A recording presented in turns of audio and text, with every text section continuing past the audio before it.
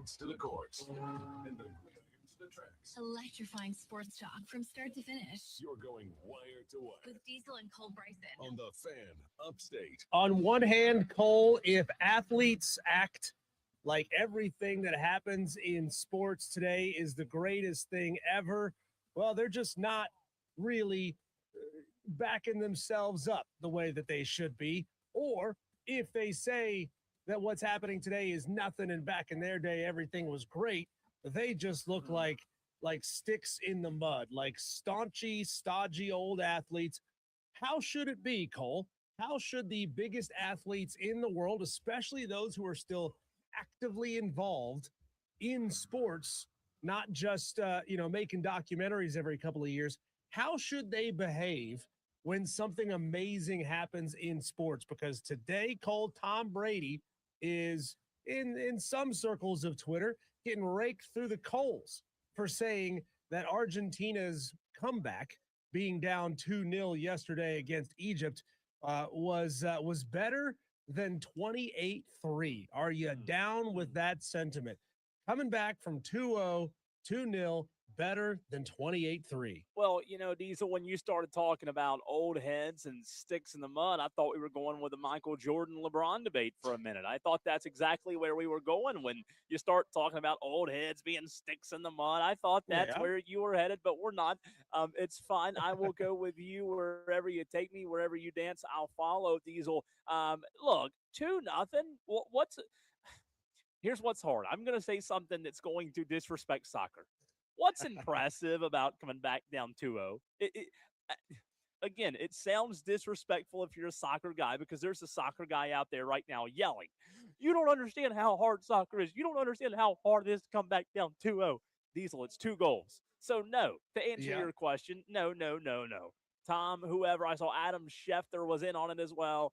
Anybody who's comparing that to 28-3, they're simply wrong. One was in a championship game, albeit in a smaller sport on the global scale than the World Cup is. The World Cup is enormous. Messi has 500 million followers on Instagram. That's a lot. Tom Brady has 15 million followers on Instagram. There's a smidge of a difference between the two. But, again, one of them being a championship game versus one just being a regular tournament game trying to advance to the round of 8. Argentina should have never been in that position. They should have never had to come back down from 2-0. But is this the first game Tom Brady has watched of this World Cup? I doubt it. You think so? You think he's been watching? Lots of big time comebacks in this very World Cup over just the last couple of days. Where were you during those, Tom? I didn't see you tweeting 28-3 when Belgium came back down from 2-0 in the 86th minute and found a way to get past Senegal. What was the sporting event? And I knew we would get to Stephen Webb there on Facebook. We'll get to his comments in a second. I knew if he was watching the show, we'd press some buttons there. What was the sporting event, Diesel? And forgive me for not remembering off the top of my head. It'll come to me, or you or the Tolos will think of it. The sporting event not long ago where you and I on this show were talking about it maybe being worse than that 28-3 comeback from the Falcons. It was a sport that probably happened. It wasn't baseball related. Are you genuinely asking, or are you leading me down a path here? I'm genuinely asking because there was, and again, my memory's so bad. There was a sporting event that happened. One of our Tolos will remember, Diesel, I want to say about 2 or 3 months ago. Yeah, it was Game 4 of the NBA Finals. Yes. No, I'm honestly, I didn't remember. No, honestly, I didn't remember. The Knicks came back from down close to 40 in that game. Thank you. Yes, thank you very much. You're right. I knew there was something. And then remember the day after, you and I talked about how that compares, Diesel, to the Falcons and Tom Brady. So let's go to that Knicks game for a second. Isn't that Knicks come from behind, comeback win, a much better comparison to that Super Bowl comeback than Argentina being up or down 2-0, 2-0? I think it's a much better comparison. Yeah, so it was 29, not 39. I got that wrong. Let me correct myself 29 there. points? But it was a home game, 29-point deficit. Yeah. Right before halftime, it was 20. It was like a little bit less.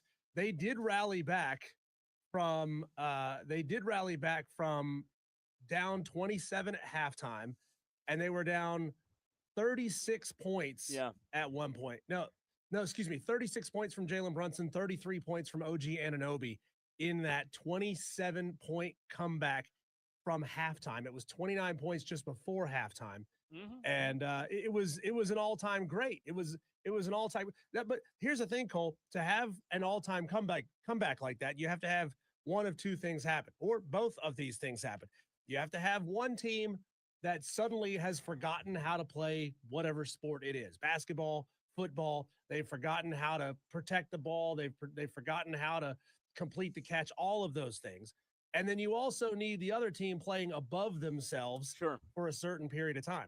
So Stephen Webb on Facebook says, don't do it, Cole. He knew where I was going, and I know it would sound disrespectful. That's kind of why I said it, to poke a little fun at you there, Stephen. Stephen also says, so technically it would be 4-1 with a score 28-3 if you just scored it by one instead of marking it up what we do for American football, and that's fair. That's fair. A 4-1 score. So I get that there is a difference in scoring between American football and soccer. Boston Scott Diesel says Brady must have suggested deflating the balls to Messi. Only explanation. Look, that's pretty good. I like that. I understand. I think Tom Brady is guilty of a little hyperbole here, Cole, because it is Messi. It is the biggest sports star on the planet. But come on, let's not act like there's no reason whatsoever for Argentina to have been down 0-2 against Egypt. Yeah. They should have crushed Egypt. There's no reason for them to have been down that far. They played like crap. They got dog walked through the majority of that game, and all of a sudden they woke up. And look, it's a great comeback. I mean, nobody's denying that, you know.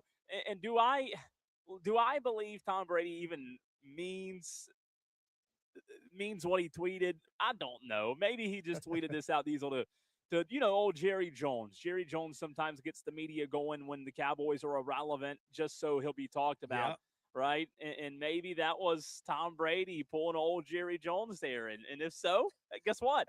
We're talking about him. It worked, right?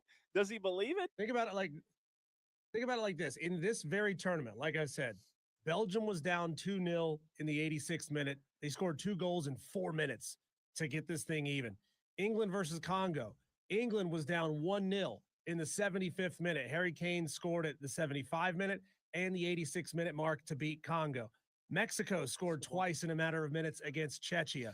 Spain did it against Austria. It's not unheard of. Sure. It's spectacular when it happens, and we should appreciate it when it happens. But it's not like it's a 28-3 comeback. It's not like you were down 4 touchdowns and you needed a miraculous turn of events, because soccer, scoring quickly like this, happens all the time. And I think you just hit the nail on the head there with what you said. How often does it happen? Before we get to the phone lines, that's what you have to ask, right? If it doesn't happen, if it's never happened, Diesel, okay, that's one thing. Like 28-3, to your point there, 28-3 in a Super Bowl. I mean, when have we ever seen that before? We hadn't, right? So that's why we remember it forever. It's not like 2-0 comeback or 2-0 comeback in soccer hasn't happened. And here's interesting, Cole. The 2 largest comebacks in World Cup history. Yeah. Take a wild guess at what the goal deficit was in these 2 largest comebacks in history. And they're tied, by the way. So it was the same number of goals that they had to come back from. Ooh, that's a good one. You're asking the largest deficit? Largest deficit. Both of them happen to be the same score, by the way. Did they really? I'm going to go. I'm going to go 3. Yeah, that's it. It's 3. Is it 3? It's 3. 3 is the largest comeback. Happened twice. Portugal did it against North Korea in 1966. Austria did it against Switzerland in 1954. And you said both of these teams trailed 3-0. They came back to win the game. And that's in World Cup history, Diesel. Is that right? Correct. That's a pretty cool stat there. That's a pretty cool stat. Let's go to the phone lines. We've got Stephen Webb hopefully riled up on this Wednesday as I'm live at Ingles Markets. Ruby from Ingles will join us in about 50 minutes from right now. I am at Ingles on South Pine Street in Spartanburg, 2000 South Pine Street to be exact. Would love to see you here. Stephen Webb, are we wrong here? First of all, I'm over in Converse today, so you're right on my way home, so be careful now. Uh-oh. Oh, Don't make him too That's angry, right. Cole. That's right. So, no, listen, that's great. 28-3, halftime, Super Bowl, that's wonderful. This is the Super Bowl of soccer. Let's throw that out there. Okay, And fair enough. that being said, now 28-3 at halftime, that's cute. It was 28-3 in the fourth quarter yesterday. Going into the fourth quarter, it was the equivalent of 28-3 that they overcame in one quarter. The first goal didn't happen till the 79th minute. So while it was impressive, don't get me wrong, what Tom Brady did, I think the reason he's shooting that out there is these guys did it in a whole lot less time than it took him. And they came back, and you just read the stats, to come back from 3-goal deficit. And to overcome that, they were only down 2. Now, I'll give you that. But to do it in the amount of time that they did it in is what made this impressive. Now, that being said, were the refs lining their pockets to make sure that Messi got through? There's probably some of that going on. As much as I love the game, you can kind of see that there's a little bias there. So how would you respond, I just Stephen? want to clarify. Oh, go ahead. I'm sorry. I just want to clarify, Cole. Well, I know you love American football, and so do I. I grew up on it my whole life. I text in all the time to the show when Dorman season comes around. You know I'm a big Dorman football supporter. That being said, I do love football as well, and they can coexist. And there can be a platform for both of them. But yesterday, overcoming that deficit was just as significant as what happened in the Super Bowl. Wow. But Stephen, I pointed it out earlier. Dan B is on it on the stream right now. It's not even the first time it's happened in this tournament. Like, why is this one so special? Belgium did it. Well, it was Tom Brady in the Super Bowl. And it's basically Messi is the Tom Brady, is the GOAT, is the greatest of all time. I agree with that. Sport. Yeah, So Messi. Yeah. It does make a big difference. And it was shocking the world because Egypt was who we were hoping to go up against America with our team. We were hoping to get them in this round because we thought we'd beat them. And here they are about to knock off the last World Cup winners. So it was pretty impressive what Egypt was doing. I do think that going back with VAR, it was misused again.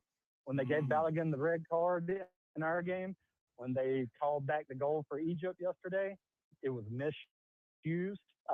They have really got to get control over how to use that system. It'd be like scoring a touchdown in the Super Bowl and then going back down the field and saying that there was a false start 3 plays before and that touchdown shouldn't count.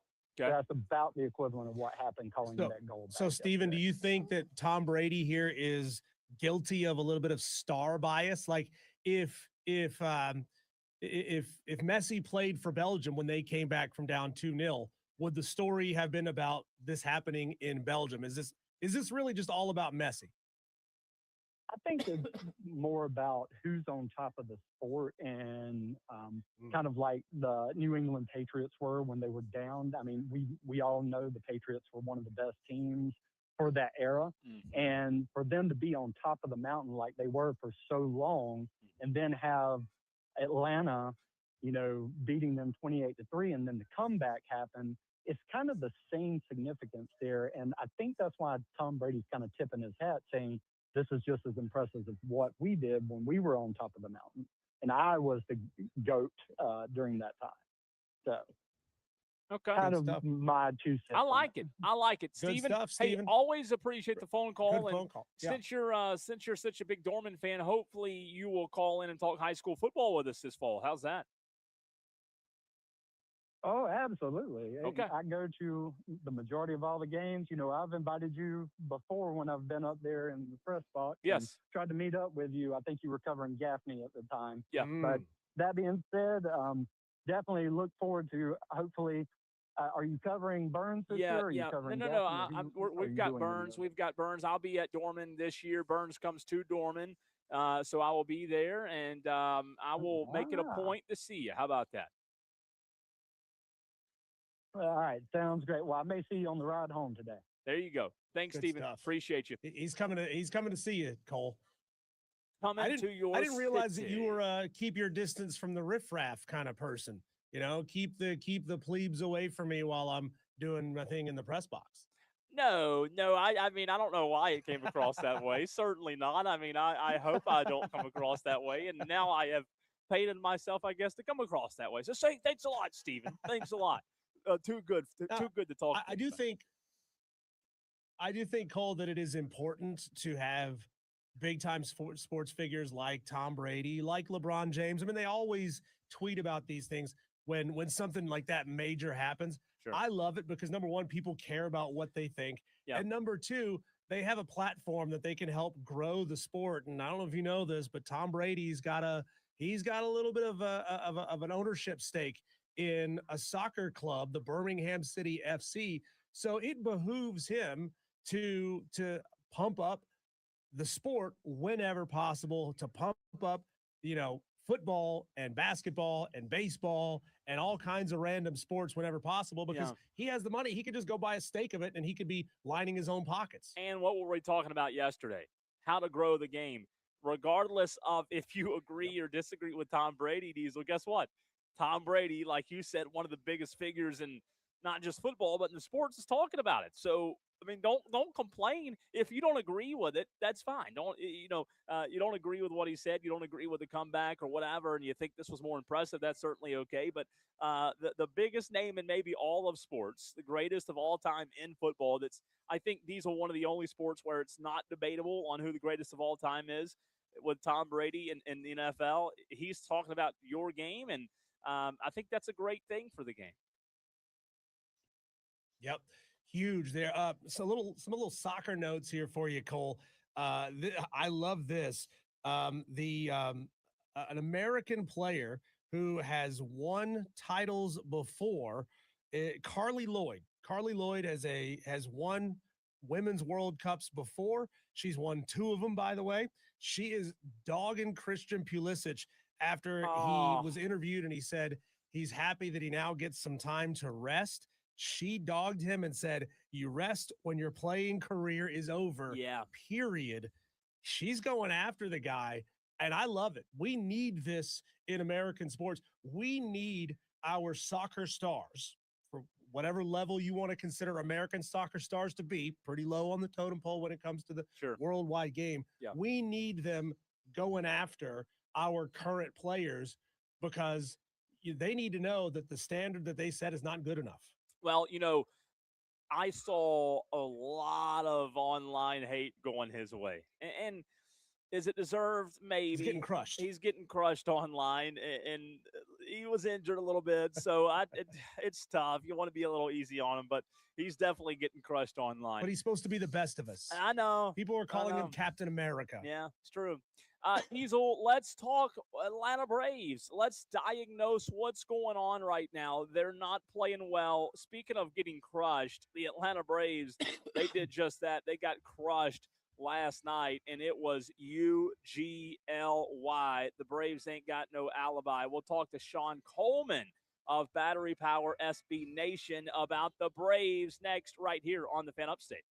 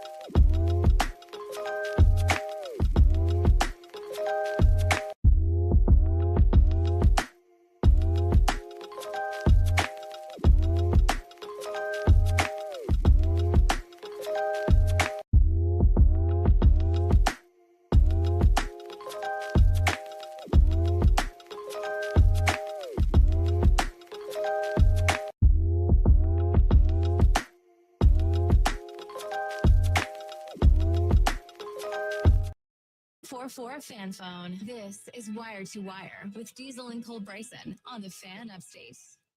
Well, how you are playing when you approach the trade deadline really impacts what you do at the trade deadline, right? Well, that's what we'll ask our next guest. Welcome into Wire to Wire. We're joined live right now by Sean Coleman, good friend of the show. He's with Battery Powered SB Nation. You've heard him on here before, and when I say he does a tremendous job, I mean it. Sean, a month ago, we were talking about the Braves being a piece or two away from really being a World Series contender. Now their visit to the grocery store seems a little bit different as the trade deadline approaches, as they have a lot more needs.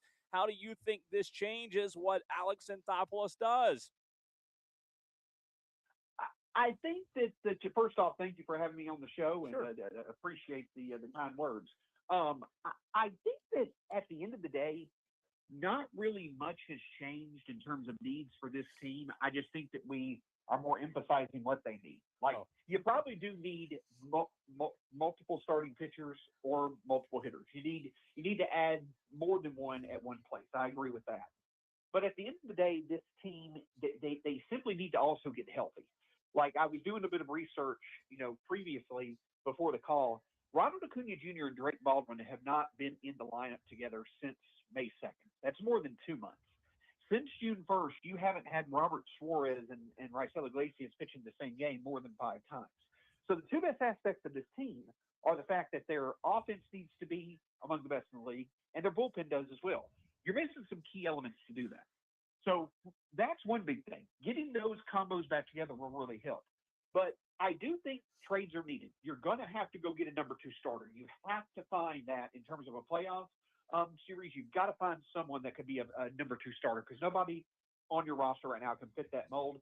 And you probably need another arm that could improve once they're here to help you get through the rest of the season. So I do think 2 or 3 significant trades are certainly needed, because if the last month has showed us, plus the first 2 months, we're not as good as we were the first 2 months of the year. We're not as bad as we were the last month plus. But in terms of a team that's looking to contend this year, we probably have a bit more, we're probably more prone to extreme variance than other contenders. So making some trades to shore that up would be the focus. Well, Sean, to bring players in, you also have to give some players up to go get them. Who do you think is a must move, got to get them off of this roster kind of guy? Or if there's multiple players like that, you say, hey, any kind of trade package we're going to put together to go get a starter, whether it be Skubal or Alcantara or some of those guys, who are you willing to give up to go get them? Because I'm not sure that they have enough names they could package for some of these big stars. Well, I actually think that, and I can understand where you're to that point, but I do also think that they're in a better position now from a prospect standpoint than they have been at any point in the Alex Anthopoulos era. Maybe right at the start, you can argue that. I think they're more prepared now than ever to use prospects to go get players, because you've seen some better than expected development on the farm this year. They're one of the better emerging farm systems in the majors this year. Plus, in this draft coming up this weekend, the Braves are going to have more opportunity to add to the farm system than they've had, in 7 years. So it's now more than ever. The need is bigger now to add to the major league team more than ever. But I think you also have, more ammunition to do that. So I would package up, some arms. Like, I put them into groups. Like, I kind of put Smith-Shawver, Waldrop, Murphy, and Ritchie on the same group because they're close to major league level. Take a guy from that group. You've got lower level outfield names like, Isaiah Drake and Owen Carey and Connor Essenberg and Guanipa and Torrance. Take one from that group. And then, you've got, some shortstop prospects that you potentially can move as well, like Lodis and others. You've got different groups in your minor league system where you can take intriguing names from each of those groups and put together a package that could go get you a significant starting pitcher, and you still also have enough to go get a significant hitter as well and remain in place with some pretty good prospects. Now, some names I wouldn't touch. I would not touch Didier Fuentes, and I would not touch Eric Harton. I don't think that you would touch those guys. Like, the only guy that you could conceivably see the Braves going after that I would offer those guys up for would be Jordan Alvarez, and I don't think that he's going to be available. But I don't say anybody's untouchable, but I'm to the point of saying Didier Fuentes and Eric Hartman are clearly near that level. But the other guys for the right package, I think that you move them, and I think the Braves are more equipped to do that now than they have been, in the 2020s. We're talking to Sean Coleman, Battery Power and SB Nation. You know what I struggle with, Sean? Maybe you can help me out on this. When a team goes through a slump, and one of our viewers just commented and said, hey, pump the brakes on, jump off the ship for the Braves. This is the time of the year you can slump. What I struggle with, Sean, and maybe you can help me on this because you cover baseball a lot deeper than I do and cover this team day in and day out, game in and game out. When a team is going through a slump as bad as the Braves are, I struggle with diagnosing the issue. And you kind of hinted on a few of the issues a few minutes ago with a couple of guys that are out. How does management find the issue? Because, like, when you look at the slump that the Braves are in, as bad as it is, as bad as it has been for the past few weeks, my question to you is, Sean, how do you manage all of the different issues and diagnose what's going on? It seems like there's 19 check engine lights on right now. I think that's a very good assessment. And at that point, it's when you have multiple factors not doing well, like the Braves starting pitching is not going well. You're seeing the Braves bullpen start to have hiccups, like you saw it recently from Dylan Lee, as well as Raisel Iglesias. You're seeing some of the guys who were performing really well to start the year, who are, having regression, like Bryce Elder and Dom Smith. To your point, you've got so many different things that are going on right now that are just, they're showing that the record we've had over the past month is pretty accurate. At that point, really what management can do, like Walt Weiss as well as his staff, they got to stay on point. They have to take at bat by at bat, inning by inning when it comes to who's on the mound, and make sure that they are constantly on top of what gives them the best chance to have success. And an example from Monday night, in my opinion, was the Braves were up 3-2. Raisel Iglesias had runners on first and third, and he had Juan Soto up. Well, it's Juan Soto, first of all, but Soto's already had plenty of success against Iglesias. I would have walked Soto. I know that puts the winning run in scoring position, but you face a much better matchup with Bo Bichette. Plus, you also have your 3 outs in the bottom of the ninth to work with. I think that's the better option for the Braves to go with. Now, I know it didn't wind up mattering in the end, but if they would have gone with the Bo Bichette matchup, you win the game there. You don't have to worry about, going into the extra innings and all that different stuff. I think that at some point, when you have so many things going on with your roster, you've just got to trust that at some point these guys are going to get back to where they're going. You can't sit here and just devote all your energy to every little thing. You've got to trust that the roster will figure it out at some point. But the thing that you can do is control what you can control and be on top of things and consistently put players in a good position to win and hope they perform. At StatsSAC is where you can find Sean Coleman on Twitter. At Battery Power SBN is where you can find the battery powered outlet. Your outlet posted yesterday, Sean, that Ronald Acuna Jr. is reportedly close to a rehab assignment. Can you dive a little bit deeper into that? How close is he? Is there a plan yet in place for when to put him on rehab assignment, where they might send him? What can you tell us? Yeah, as far as the details go, I'm kind of at the same liberty as y'all. I feel like the Braves are going to give him a bit of a lengthy rehab assignment. I think it probably makes sense to put him on a rehab assignment over the break, just allowing for him to really be able to focus on playing baseball. He knows that, the rest of his teammates and all that are elsewhere doing their thing and things such as that. I'm not saying that, that's a distraction to him, but that just allows for the organization to really be able to truly focus on how he's performing. And I also would do it over the All-Star break because that gives him a full week or so to really be able to get back in a groove. And it's not taking away from games that you're playing. So I would prefer for the Braves to be able to put him on the All-Star break for minor league on a rehab assignment for minor league games that are on the All-Star break, because that's just more games that he'll play when your major league team is not playing. Thus, you get him for a bigger part of the season. So I would expect it to be during that All-Star break. Give him 7 to 10 days, really see if he can find a groove. And then what you're hoping for is that just like when he came back last year from the second ACL surgery, he went scorched earth. That would be such an infusion of success for this offense. You hope that if you can give him that extended time, 7 to 10 days maybe, and maybe he comes back towards the last week of July or so, you hope that once he comes right back into the lineup, You've got him going scorched earth. You've got the trade deadline additions. You've got all that coming together for you at once to where you can start winning frequently again. So, Sean, we have talked about the Braves trip to the doctor's office and the medicine that needs to be prescribed. You talked about some of the issues.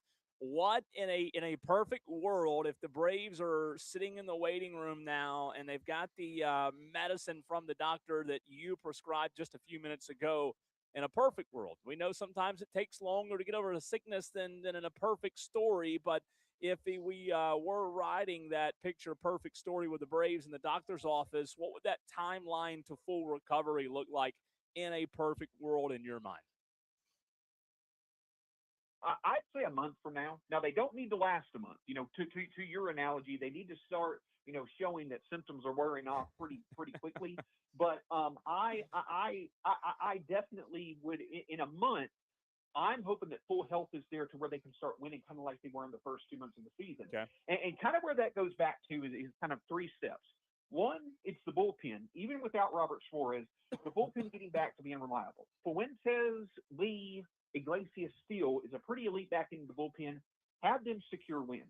The second thing, or part of that first thing, is the offense getting back to hitting well with runners in scoring position. We're among the worst in baseball since June 1st at doing that. We need to get that done. Another great thing would be if Ronaldo Lopez could really step in and be somewhat of a reliable force along with Chris Sale in this rotation, because then at least you've got a good chance to win those 2 games. So internally, those are some things to look at. The second step is getting guys back. Ronald Acuna Jr., A.J. Smith-Shawver, hopefully Robert Suarez, and each of those guys, you know, performing to their availability. And then if those things can happen, then around that trade deadline towards the end of this month, you get that number 2 starter. I really have my eye on Sonny Gray, to a lower extent Casey Mize, and Michael Soroka. Get you another hitter who could come in to be at the bottom of the order, kind of be in your DH, maybe outfield reserve, but who could play every day if needed. And that's kind of the 3 steps. So internal improvement, getting guys back from injury, and then the infusion that comes from that trade deadline. That's what I say towards the end of this month. Sean, I don't know if this was on your end or if it was something in the ambiance for Cole, who's live at Ingles Markets in Spartanburg right now. But after you finished your last answer, it was your final word and then an eagle screech in the background. I mean, it was perfectly framed. I don't know if you caught that, but it was magical. I wanted to, I was like, somebody's got to say something about this, right? I think it was a buggy. Well, Diesel. I think what that I think that what may have been is what the eagle was making a war cry. Right? Yeah. So that would make it a war eagle. Oh, so we need to go get a former Auburn War Eagle. Go get Casey Mize. Let him be our number 2 starter, contribute to a World Series run, then extend him for the long term. I see where you were going with that. That was a phenomenal turn there. Sean, how do you explain Hurston Waldrop being so much less effective with Drake Baldwin behind the plate than Sean Murphy? I understand there's no causation there. It's just a correlation. It is what it is. The numbers are just interesting that he's just not as good with Drake Baldwin back there. Well, I do think there is a bit of causation. And what I mean by that is that a cause for why Waldrop may be better with Sean Murphy than he would be with Drake Baldwin. Sean Murphy, I just think, is much more of a cerebral defensive catcher than Drake Baldwin is. And it comes from experience, and it also comes from that's kind of, been a strength of Sean Murphy's throughout his entire career. Hurston Waldrop is very bad right now at locating his pitches. I don't have the exact numbers myself to back it up, but I've seen some numbers that do back up the field. You saw it last night. When he throws breaking balls, unfortunately, against decent to good hitters, they're going to cause damage. Each of O'Hearn's first 2 home runs from last night were hanging breaking balls right in the middle, and they absolutely killed Waldrop. And that's what stands out as well is the one big to make it simple. When you can't locate your pitches, you are more prone to consistently each appearance giving up a one big inning that you're going to suffer from. And despite how good Waldrop can look at times, if he can't get past that one big inning every time he's in the rotation, he's never going to be effective. That's why some people have said that he may be better off as a relief pitcher over time, and that may be the case. But he's not locating his pitches well. And that's something that's got to take time to be able to overcome. And it may not necessarily ever be overcome. That you don't know. But the big thing right now with Waldrop is he struggles locating his pitches at times. And when he struggles badly, and it burns him. Sean Murphy probably has a bit more ability to be able to help calm him down and make him quickly get out of that funk than Drake Baldwin does. And that's why I think at times you see the numbers be better with Sean Murphy with some pitchers like Waldrop than other catchers. So, Sean, my last question for you. When you look at Hurst and Waldrop, how does last night's performance, and it was an ugly one, how does last night's performance affect what you said a few minutes ago about where this team could be a month from now? Like, if things start to trend up, what would it take? Because you just mentioned maybe Waldrop's a better relief guy. How does, I know one performance doesn't make or break you, but how does last night kind of, in your mind, solidify where Waldrop will be on this team for the rest of the season? I think that Waldrop will be interesting depth. And what I mean by that is this, is that if he needs to make, I think he has another option to go to the minors. So if he needs to go to the minors, send him down. You only do that, though, if you get another starting pitcher. But in general, when it comes to the group that has either been injured or struggled this year, the five, like, in their mid to younger 20 major league right-handers that we've seen over the past couple of seasons, Swellenbach, A.J. Smith-Shawver, Waldrop, Ritchie, as well as Murphy. Those five pitchers who kind of are our next generation when we look at it. I don't read too much into any of the struggles that they've had this year due to injury or maybe being rushed a bit. I don't take anything that's happened this year as being too detrimental to their future outlook. But what I think it clearly shows is that you cannot rely on them at all when you need them most this year. You're still going to have the necessity pitch some of them as you go through the season. But I would not rely on any of them when it comes to the playoffs. So my point that I'm getting at is this, is that out of necessity, you're going to have to keep using them in strategic spots throughout the rest of the season. But it should fuel you more than ever to go make multiple starting pitching additions to this rotation so you can have a top three that you're comfortable with. Maybe Ronaldo Lopez becomes another option for you in time. You don't know. I don't expect Strider to be at that option either. But when it comes to those young guys, I wouldn't read too much into their futures from what's happened this year, but they're not reliable for big things this year as well. So I would add to our rotation multiple guys, but I also would not hesitate to, in the right deal, besides Swellenbach, if you needed to include Smith-Shawver, Waldrop, Ritchie, or Murphy to get you across the finish line to go get a notable pitcher to add to this rotation, I would go ahead and do that as well. So I know that's a long-winded answer, but to the point of any of these young guys, including Waldrop, I don't rely on them for anything big this year. I don't read too much into their future forecast from what's happened this year. But if you can get more certainty for this year and beyond by using one of them in the trade, I wouldn't hesitate. Sean, I'm sure just like us, you've been loving seeing all of this content of World Cup fans who are spending so much time in Atlanta. You know, the videos of the English soccer fans chanting for Michael Harris and the moment that they had outside on the outfield line of that particular game. Do you know if the Braves have done anything special for all of the World Cup fans that have been in and around Atlanta for the last couple of weeks?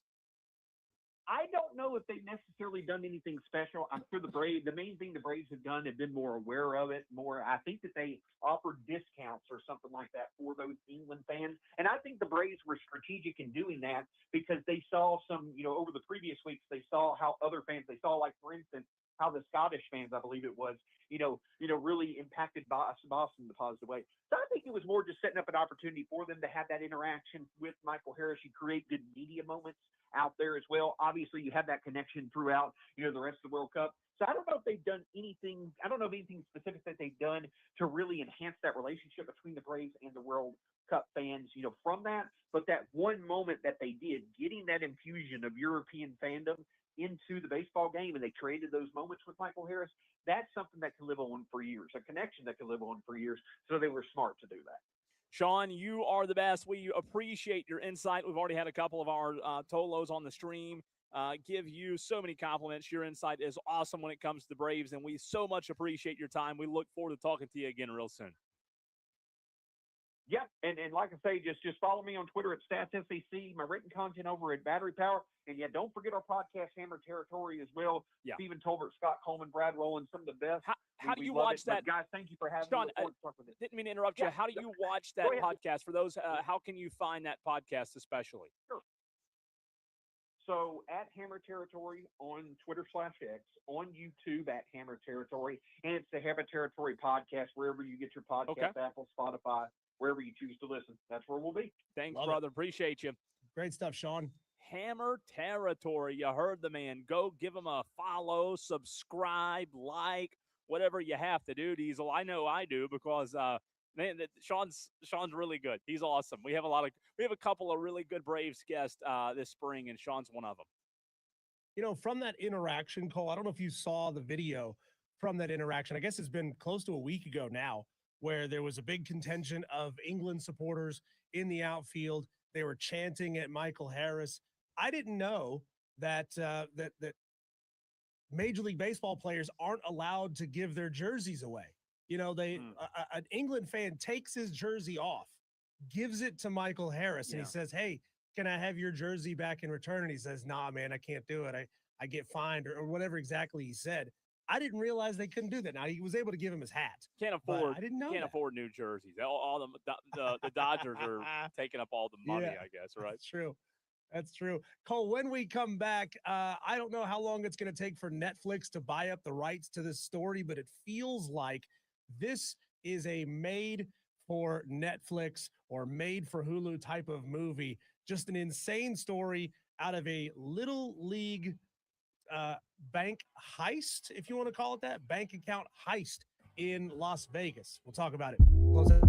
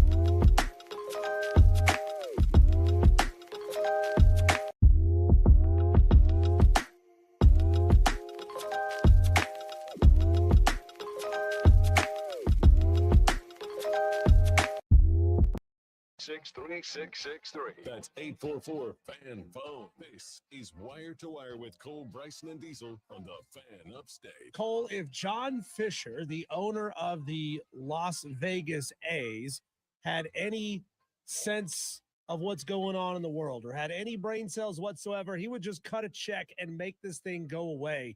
But, man, this is a wild story. In Las Vegas, East Las Vegas, a Little League president, so the president of the league who represents families of East Las Vegas, has been arrested after wiping out the bank account of the league to go spend it on strip clubs, on ED medications, on ride shares, on video games, on travel and casinos. More than $60,000, $65,000 he embezzled from a bunch of kids. I mean, said good Little God. League? Yeah, Little League. Little League. You can't make that up. Surely that's not a real story. That's true. That does seem like a good Netflix documentary, though. I mean, what in the world? I grew up on the sports films when the team was down on their luck and they had to get creative and they had to come up with basically a bake sale or a car wash or whatever, a scheme to make money to keep their season alive. I feel like if you're trying to endear yourself to the market, this is what the owner of the A's should be a part of, fixing this, paying their money back. $60K to a Major League Baseball team. Come on, man. That's like craft services for the weekend. Yeah, you can't do that. You can't do that. And maybe that guy has an addiction problem, right? Being in Vegas, an easy place to have bad temptations come your way, Diesel. He used Zelle 79 times to transfer 65 grand to his wife's business. He even involved his wife. He got his wife involved. I love it. At least, hey, if you're going to go down, bring her with you, right?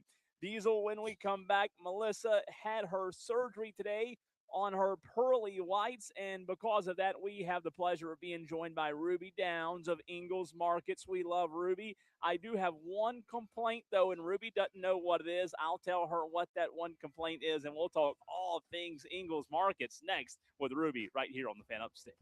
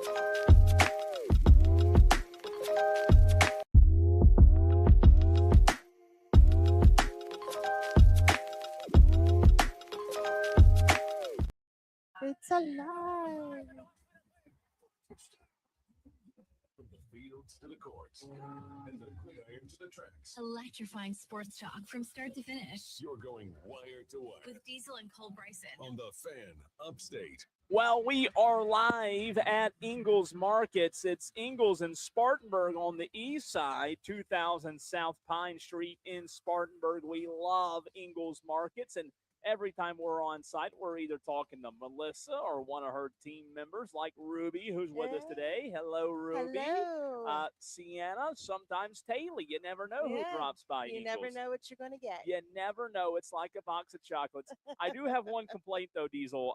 Hopefully, Ruby and her team won't be too mad at me for this. Here's my complaint. Diesel, you are normally sitting beside me at Ingles. You're back in the Ingles Market Studios, right? Yep. Ruby's sitting to my right. And, you know, we've had a conglomerate of people walk by, firemen, you name it. And for whatever reason, I can't figure it out. Nobody's looking at me, Ruby. I don't know why. Can you explain? Nobody's Diesel. That's because you're over here. Nobody has even made eye contact. Every single person that walks by, okay, folks. their eyes go to Ruby. Oh, I'm just saying, so sweet. it's a little bit of a complaint, but I guess it's not a complaint to you. Diesel, No. I don't know how that makes you feel. No, Cole, I wish I could be sitting there next to you because that means I'd be sitting there next to Ruby Downs as well. Ruby, Yay. how you been? It's been a while, right? I mean, we love getting to hang out with Melissa every other week, but it's a treat when we get to see you. I'm coming over. Here, I'm going to get her on the stream. She's on the stream now. Hey. We're big time. Look at us. We are live on the stream. Sorry about that, Diesel. Go ahead. It's all good. No, I was just going to ask you, what's new in the world of Ruby Downs? Oh, goodness. My son graduated from college. From? App State. I was going to say, I knew that. You see Diesel's hat. Yeah, I'm excited. He's got a career path in this right here in the Ingles Market Studios. Now, what did he major in? Communications. I didn't know that. Yes, So he did I. I didn't know that. Isn't that great? I Yeah. did We need to not get him know a that. job. Well, good thing his mom works for Ingles, you know. She has some connections. The boy has a job. Does he? Yes, he does. But you know, he could always have another one. You know, Yeah. he's young enough to be able to juggle a couple. Sure. Yeah, that's awesome. Ruby is one of the team members at Ingles Markets. Ruby, you have a lot of things going on. Ingles is about to get real busy. They're always busy in terms of the marketing, but with summer coming to an end, I hate to say that here in about a month, football's around the corner. You just talked about SoCon Media Days. You guys have a lot coming up, right? Things are happening. Just a few weeks ago, we opened up our new store in Fletcher. That was super exciting. A lot of people are pretty happy about that. I've got to get including up me. there. Oh, you got to come up there. Diesel would like it too. Diesel's a beer drinker. Talk about that part of it. Exactly, and I'll meet you for a smash burger. Ooh, yes. But we have food drives happening and all kinds of different things happening.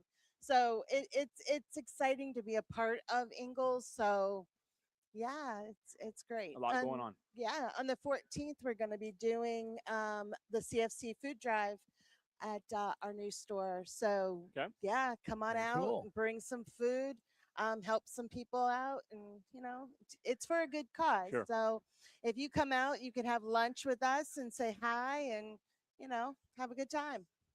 So Ruby, on Monday, I was here solo in studio, riding by myself. Cole was up your way in Asheville. Thanks, Steve. Thanks a lot. Thanks a lot. For Ingles Table. He said he was making some kind of special dish. Do you believe that Cole is a good cook? Cole is amazing.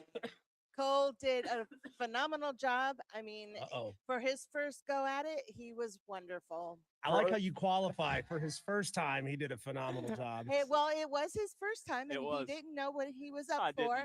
I didn't have was it edible? Was it at least edible? It was actually very good. I ate some of it. Yes. It was. So I'll tell you what I made, Diesel, and to give you a little backstory. I told Ruby this. I shouldn't admit this, but I will. I did not watch any of the previous videos. And I asked him, I said, did you at least watch some? And he's like, no. So, Diesel, I walked in on Monday not having a clue what to expect.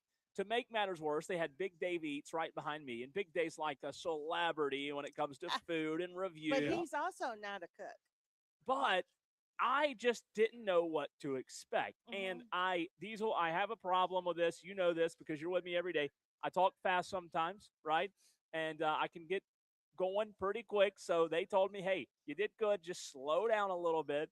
It's not time. You know, you and I are used to fitting things into a certain time frame. Right. Well, this is not time. This It's not is time. more at your own pace. So sell the product and make people want what you're making. At least so I know what to to expect website. now. Diesel, let me tell you what I made and see if you'd be interested in it. It was a holiday edition of the Ingles table, right? Holiday edition, so it's going to air around Thanksgiving, Christmas. Yes. Diesel, I made for the very first time in my life a Monte Cristo sandwich with leftover turkey. Ooh. So you have your leftover turkey from Thanksgiving, right? You make your Monte Cristo with your cheese, whatever cheese you like. It's got you had some cranberry sauce. I had some. I couldn't remember the name of that. Remember how many cuts I had to do?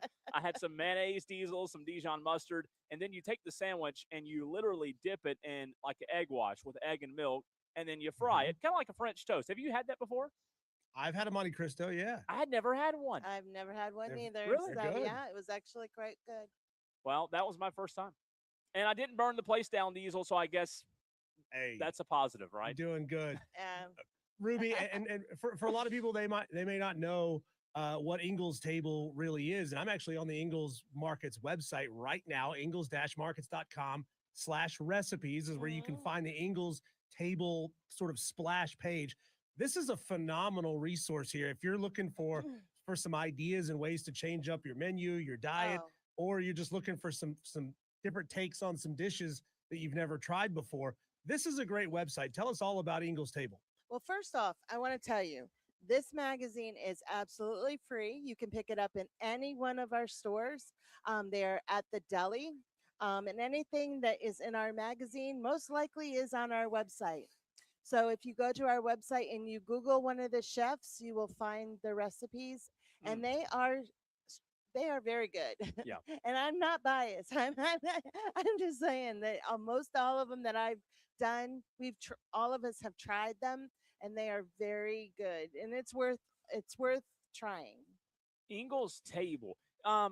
Diesel, there are a lot of good options in there, like you said. You can, for those listening in the upstate, Ruby, can you get those at any store? Those magazines? You can. They are at every Ingles store. You can pick them up sometimes by the deli checkout, or over by where you can make your salad. They're up at the top there. Gotcha. And if they don't have them, just ask them. Be like, there's no Ingles table out here. Where are they? Gotcha. But most of the time they are out there, and but you can pull up all of them on our website. Too. Okay. Then you can find snacks for kids. Yeah. I mean, dinner, drinks. We're doing drinks now. Yeah, cocktails, right? Our cocktail line. So you can find pretty much anything you want to be able to entertain. It's in our Ingles table. Love it. Love it. Well, I'm headed straight over to the cocktail page on there because I'm always looking for new ways. We got a nice fully stocked bar at the house, so I'm always looking for new ways to change that up.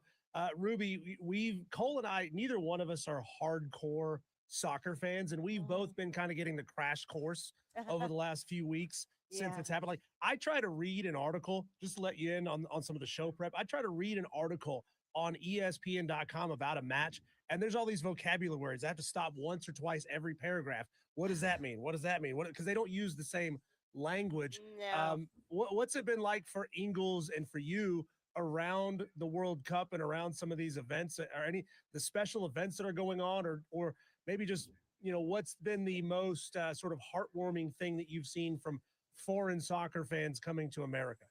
Well, like I said, with our new store, people are really happy that they could come to the store and watch it and have a drink. Yeah. But I don't know a whole lot about soccer, but I do know the fact that everyone came together. Mm-hmm. You could see a united front. Mm-hmm. That's what I liked, and it's like, how do you put this? It's like they both want to win, but they're both united. Yeah. No, it does. It brings people together. It brings people together. So, and unfortunately, we are out now, but it's, we can pick a team and root for them now. That's what we were talking about yesterday. Who to pick? What team to pick? You gotta pick a team. You can't stop watching because we're out. That's right. Do you have one? Do you have one that you're rooting for now? I think I went Argentina. Argentina. Yeah, Messi plays for them. You know Messi. Yeah, Everybody knows yeah. Messi. I think even if you don't like, he's the Diesel said earlier, most popular athlete on planet Earth. Yeah. I think I'm going to go Argentina. I think Diesel after last night. Is there 8 remaining? Is that right? Correct. Something like that. So you can pick your team and you write it out and see. Let's talk about what you also can get at your local Ingles. Oh, yes. And I'll tell you this. I need to do a better job of this. Mm-hmm. These are all prices based on you using your Ingles Advantage card. Mm-hmm. This, not the Ingles Table Magazine. What do you call this? The sales paper? Our sales. For those watching on the stream, you can see it. The sales flyer. There you go. It's got all of the different sales going on. You know, I'm not like a big coupon guy, but I do use my Ingles Advantage card every time, which I love. But talk about some of the things going on now. You just had the 4th of July. Well, you can't stop celebrating. No, you can't. I mean, that's true. The 4th of July, summer is not over. We still have plenty of time to break out the grill, right? Definitely. I break out the grill all year. I know. Every time I open Facebook, you're cooking something different. Yeah. I mean, you are a chef. You really are. What else? What this time of year? What's your go-to? Oh, definitely these New York strip steaks. Really? Yeah. $14.98 a pound at Ingles. That's with the Ingles card, right? Definitely. And corn, 10 for $4. Yeah. I mean, you That's can't beat deal. that. You can get that, have that with your steak, and take the rest of it and freeze it. You know, Diesel and I had a big war a couple of years ago, and I think we just resurfaced Diesel here lately. I love grilled corn. Oh my gosh, grilled corn. What makes so grilled good. corn even better for me is putting mayonnaise on it. Did you see how she's not commenting, Diesel? I don't know if that's a good thing or a bad. I think she's about to slap me. Could you tell her what you also put mayonnaise on, Cole? It's been a regular talking point on this show. I want to get Ruby's reaction to that. What else do you put mayonnaise on? I grew up eating for a snack saltine crackers with mayonnaise. Okay, I grew up eating saltine crackers with peanut butter. Okay, so is there a difference? Mayonnaise. Yes, there's a big difference. Mayonnaise goes on sandwiches. Mayonnaise is so good, though. Mayonnaise is good, but get a loaf of bread. That is the weirdest thing. You got to try it on corn. It's so good. Okay, your niece is coming. When she gets older, it's peanut butter on crackers. Peanut butter. I love peanut butter. Could mayonnaise and saltine show up on Ingles' table at any point? I'll run that by Melissa, but I think that's going to be a no-go, a hard pass. That's going to be a hard pass, I think. So, do you have an update for those that would like to know? Melissa had surgery today on those pearly whites. How's she doing? Yeah, she did. She's doing pretty good. She the normal little bit of pain that she's in. Yeah. She probably has a headache right now because of the surgery, but in the long run, it's all going to be worth it. And she's going to have her pearly whites, and she's going to be sitting here where I am, and all you're going to see is her beautiful pearlies. I wish I had those. Hey, I've been blessed. I haven't had to have any oral anything happening there. So been lucky. I've been very lucky. So we can't all have knock on wood. We can't all have teeth as good as Diesel's teeth. Knock on wood. Ruby, we just had a text message come in. This is about 10 minutes ago. Texter says people are not looking at Cole because Cole has RBF. Is that true? Does Cole have RBF? Do you think I do? RBF. You know what that is, don't you? No, I don't. Oh, no. We can't. Lord. Resting bad attitude face. Yeah. Oh. Diesel, do you think I have RBF? No, Cole's always smiling. He's always in a good mood. RBF. Oh, he's got such a cute little face. I'm going to see who texted that now. Dang. Let's see. Who in the world? You know who this is, as a matter of fact. I don't have RBF. I mean, are you kidding me? Oh, look at that face. See? He's adorable. Ruby thinks so. Lost some weight. Shaved my beard, right? Yeah. Don't look. Ruby, y'all were talking about it off the air, and I think maybe you mentioned at the very beginning, with SoCon football coming up, what's the 2026 season outlook for Ingles as it's involved with SoCon football? I know you guys are always really kind of entwined with them in a big way. Yeah, we're doing a lot of things with them. We have we will be doing our in-store setup like we have right here. Yep. So Yeah, and we'll be doing that with Cole, I'm pretty sure. Yeah. Yep. And also the TV side of it with Nexstar Yeah, and we have the Nexstar. SoCon, right? Uh-huh. That's an Yeah. agreement where, and correct me if I'm wrong, people can watch the SoCon games, Yeah. right? hmm So, I mean, there's a lot of things that's going to be happening. You just got to stand by and stay Wofford, tuned. you guys Yes. support Furman and Western. Western. Yeah, Western Carolina. Yeah. A lot of different teams. So a lot going on when it comes to Ingles markets. Let me ask you one text, Ruby, I wanted to get to. Texter says, what does Ruby think about Lay's potato chips and ketchup? That's also another one of mine. Okay. All right. My palate's Here's the thing. I don't share this with many people, but I am seeing somebody. Okay. And he likes ketchup on his Lay's potato chips. He's a good one. He's a keeper. He's a keeper. So, and when he was eating so them, I was just like, what are you doing? It's so and he's like, well, I like it. And I'm like, well, if you like it, you know what? God bless. If you like it. Can you confirm or deny, Ruby, if Ingles will have the special Pringles hot dog buns in a Pringles can for National Hot Dog Day, which is coming up on the 15th. So it's a week from today, National Hot Dog Day. Pringles is releasing, I don't know, I assume they're seasoned in some way, but it's a hot dog bun inside of a Pringles can for sale. No way. That's pretty cool. Diesel, are you sure that's real? It's real. It's no, real. It's happening. Well, if they're doing it, it's probably a possibility. How about that? I wish I had my my guy, my Nate, or no, not Nate. Oh, which guy is that? Yeah, Nathan. Nathan would be my guy to ask about the chips. Not the hot dog guy. Not the hot dog guy. The hot dog guy. He's everybody's hot dog guy. My chip guy. If I could text him, I could be like, hey, do we have the hot dog in a Pringles can? That is hilarious. I will get back to you on that. That is so fun. I'm trying to save the image right now, and I hadn't heard about put that. it on the stream. Are you so a hot you'll dog, be able to see it on the or stream. hamburger? I like them both. Do you? Yeah. What'd you do for the 4th, by the way? Well, actually, for the 4th, I made food before we went, and we had fettuccine Alfredo with steak. So, God, bougie. Yeah, bougie. Forget a hot dog. Ruby says steak and fettuccine Alfredo. Well, that's what my son wanted. So hey, what my son wants, he usually gets because I'm that mom. Yeah. So here it is. Here if you ready? haven't seen this yet, maybe they did this last year. Otherwise, I don't know why this image would be available. But here it is on the stream. These are the Pringles hot dog buns. No way. And it looks like it's hard to tell exactly what flavors these are. What in the world? Okay. It's the green, the yellow, and the red. So can. it's literally Diesel a bun in a can? Yeah. That is wild. You need to send me that so I can send that to Nathan, and I'll be like, "Are we getting these?" That's your food guy. Yes. You're ordering. Yes. That is the craziest thing I've ever seen in my life. And for those not watching the stream, you can see it. Diesel put it on there. Different flavors too. There's 3 different flavors. That's quite interesting. I kind of want to try it, don't you?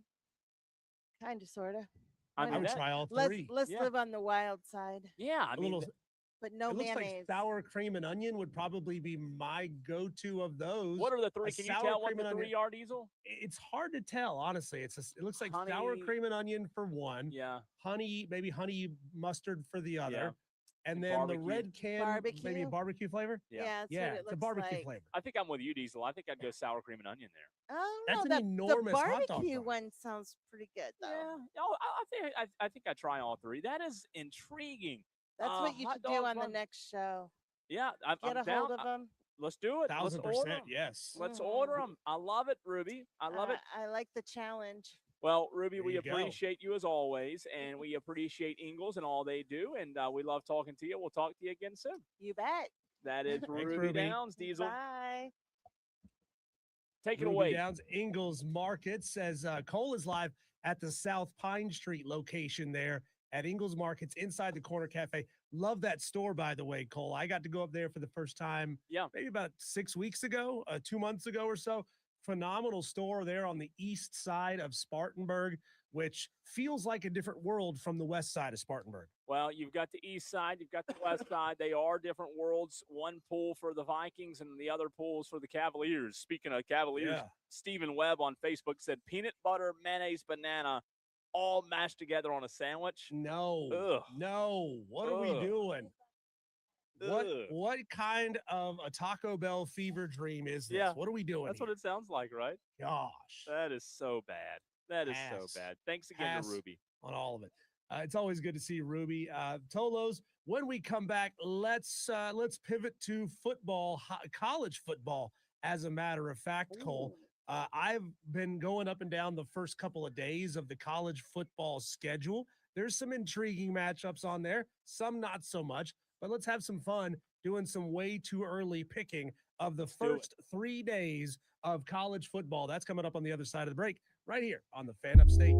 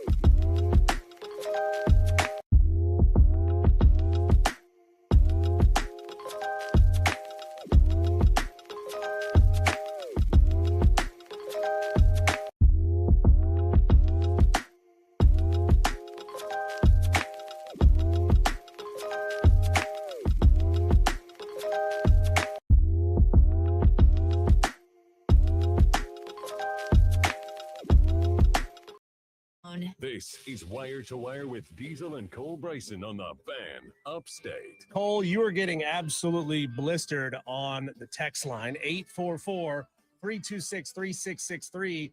Eric Hines, should I read this or do you want to read this? Because it's about you. Eric Hines, he can have his fun. It was a funny text. I mean, between Eric Hines, the texter who is giving me a hard time about the potato chips and ketchup. I mean, it's not just Eric Hines. And then one guy said I had an RBF. I mean, I am getting hammered on the text line today. It's coming. Speaking of blistered, Cole, that is the only way to eat a hot dog. On this little handy dandy chart that I've just put on the stream here, what is the correct color to eat a hot dog? So for those not watching, for those who are not watching, it's there's 7 hot dogs on a grill.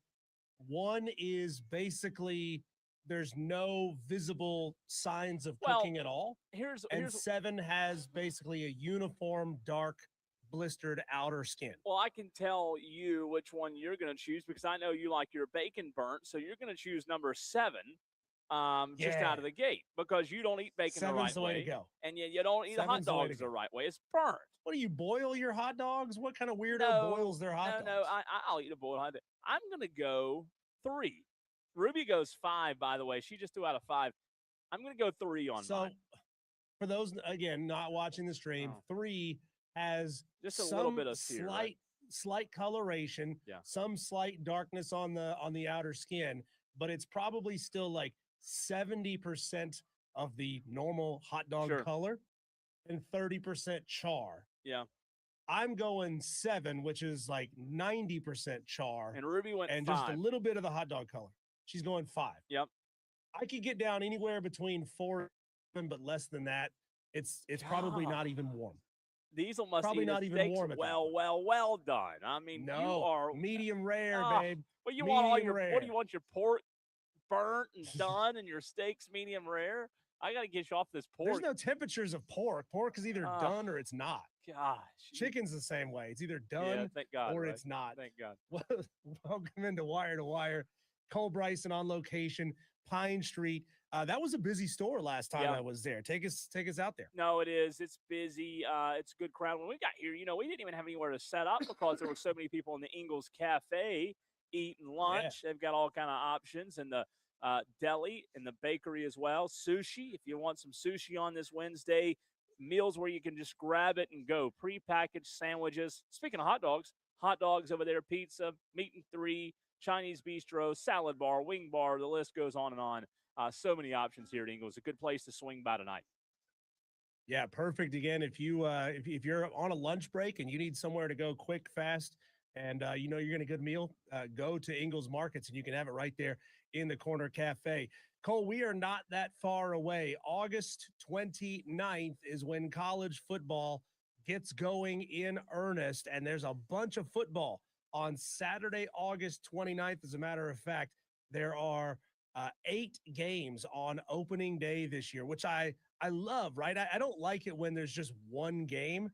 Give me like a full plate of games to choose from on opening day. It's not like blow you away kind of slate on opening day this year, but it's not the worst. It's definitely not the worst we've ever seen. You don't want to warm up. You want all at once, just full on, atomic bomb kind of weekend to open up college football. I'm with you. Like last year I used to love the.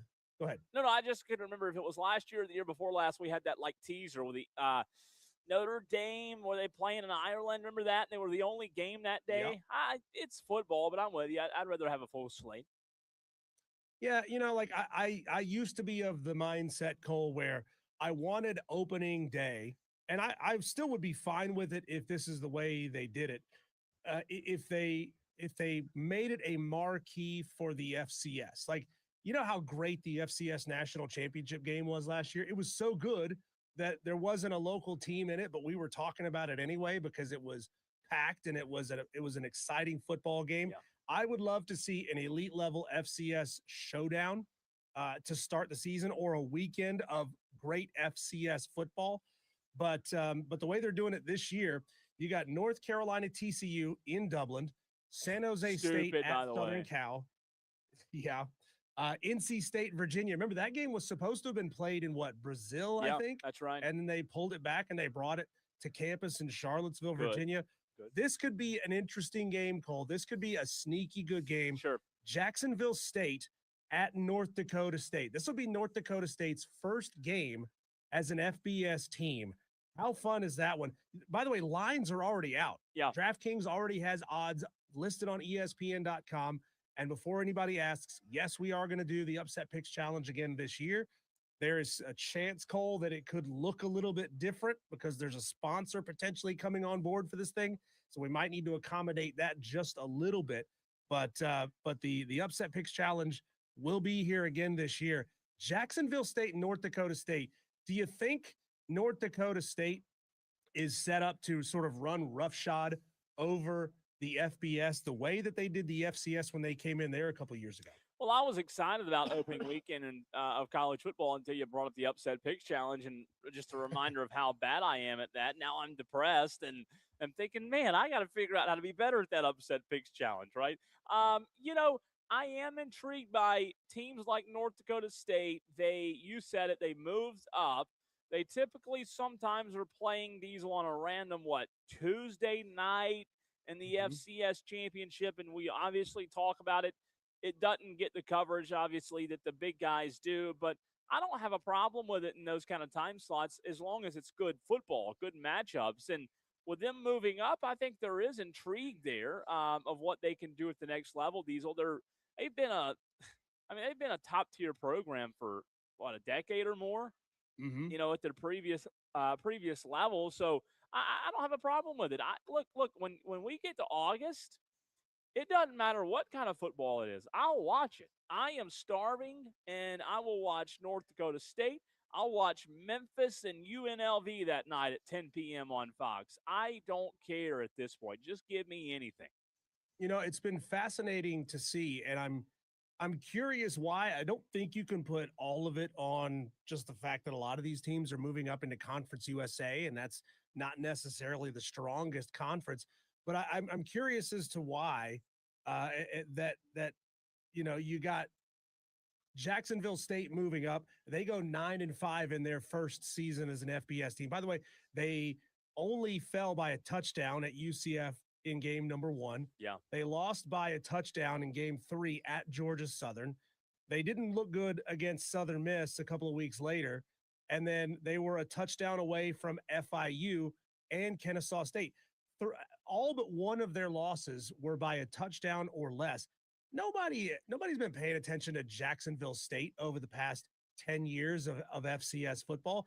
They came in with their hair on fire, and it's incredible how they were able to do it. Kennesaw State was able to make a name for themselves when they came in. You go back to the App State and Georgia Southerns. They were able to make a name for themselves when they came in quickly at this level. It kind of makes you say, maybe winning FBS football games not all that hard. Well, they have a guy who's been around the game for a while, and Charles Kelly, Diesel. He actually started his career in his college career at Jacksonville State back in 1994. And between now and then has been at Georgia Tech, Florida State, the University of Tennessee. He was the defensive coordinator. You remember he was Deion Sanders' Diesel first DC at Colorado.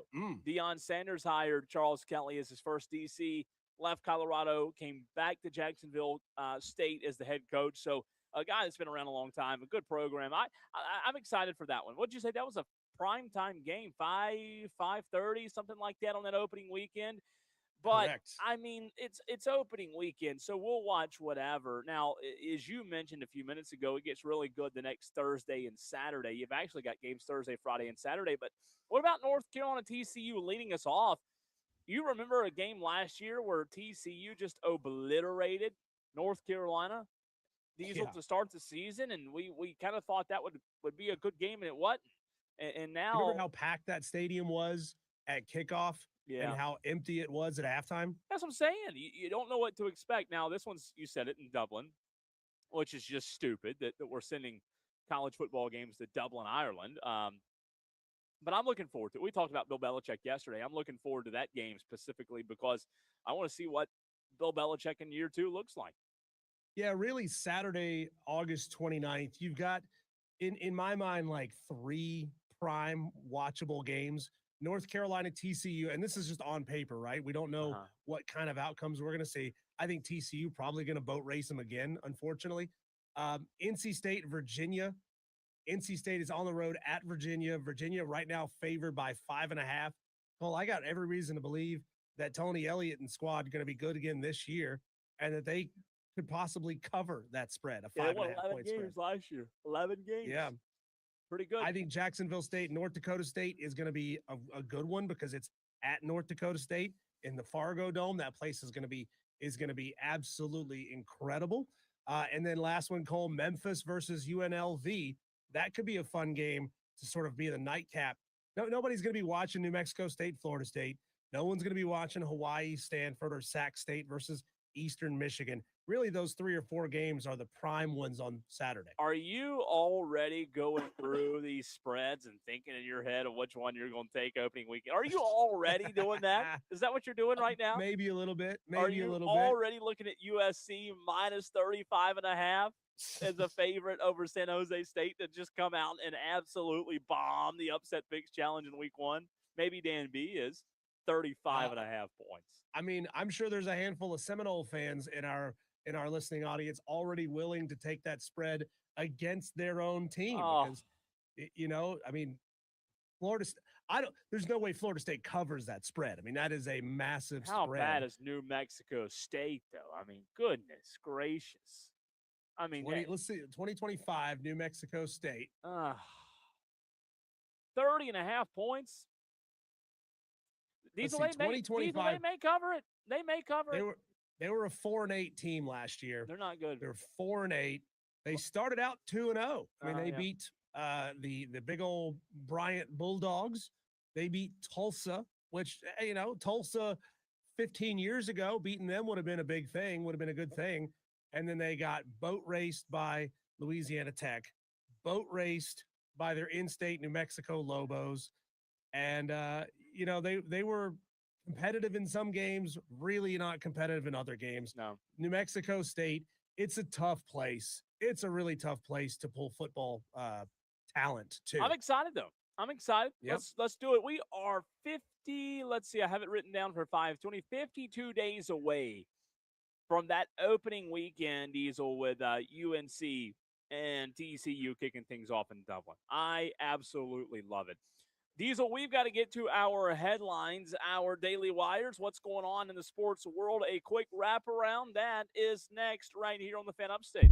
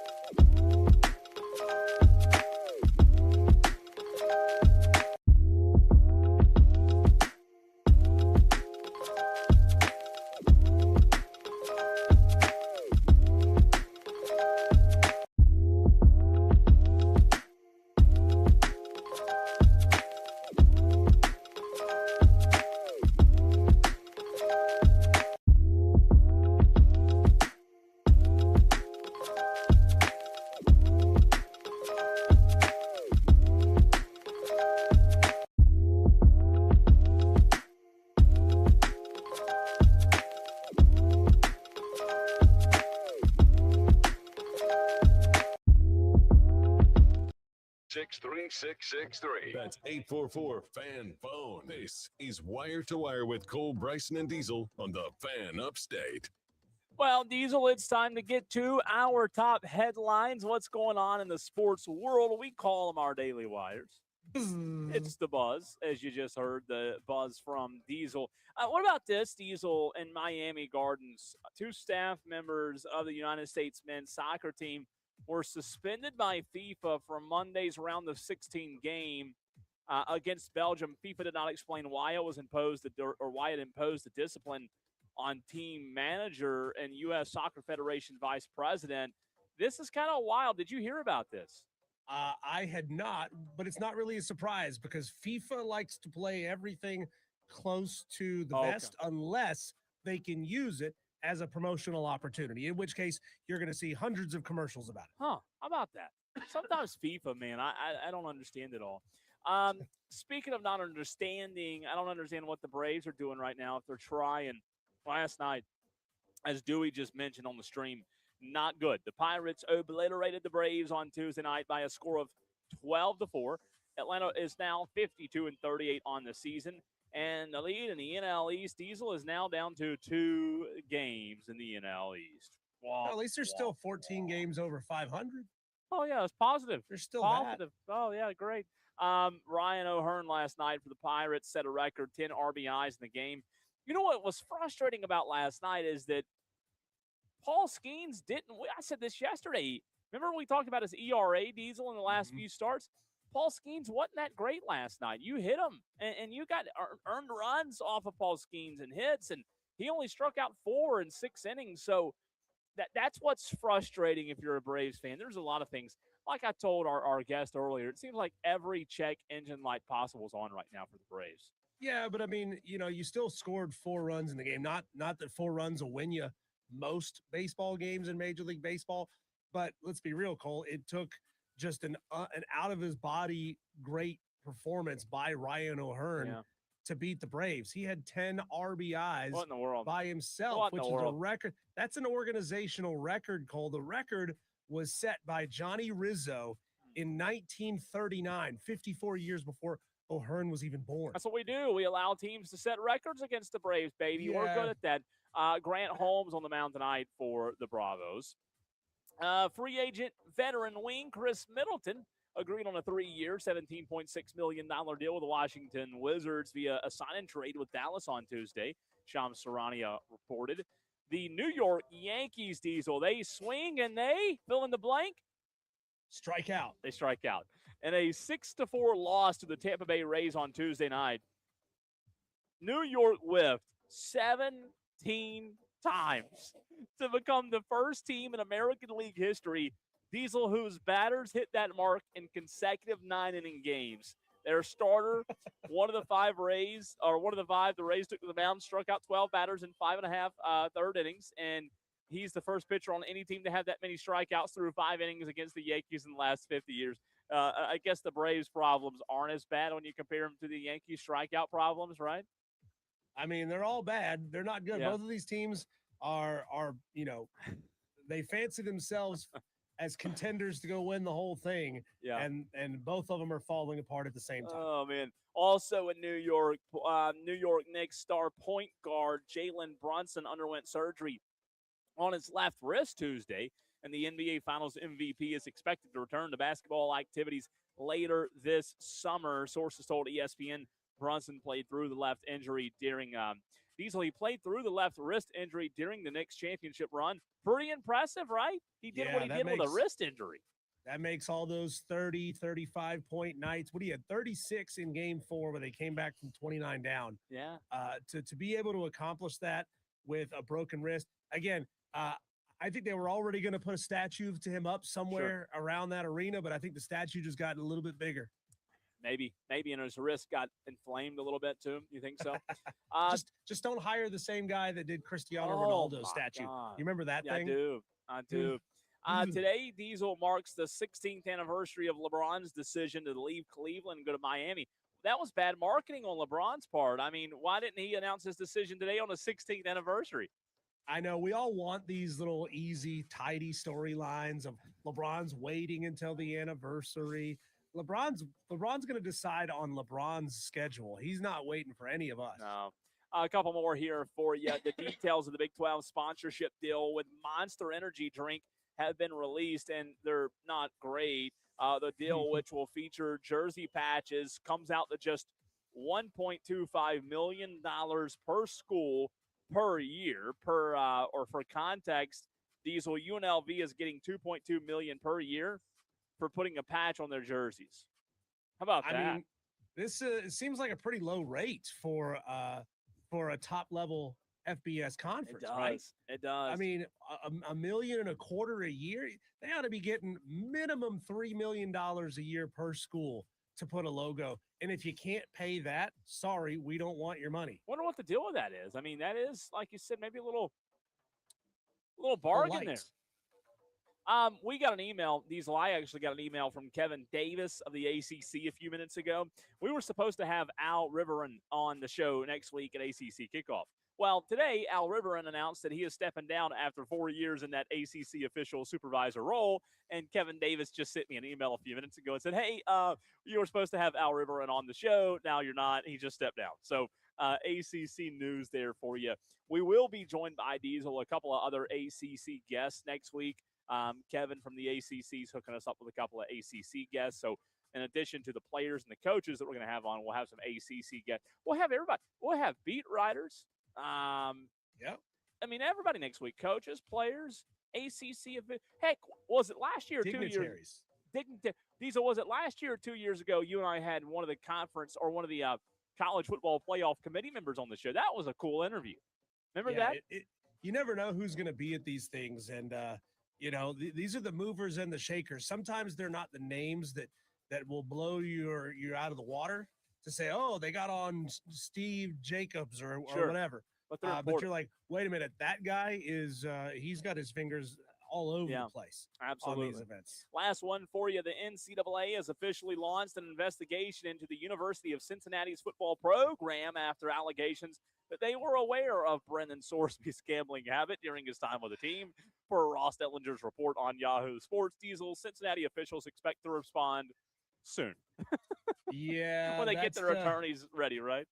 Texas Tech finally got their way. They said, hey, we're not going to be the only ones going down for this. We're going to take another school down with us.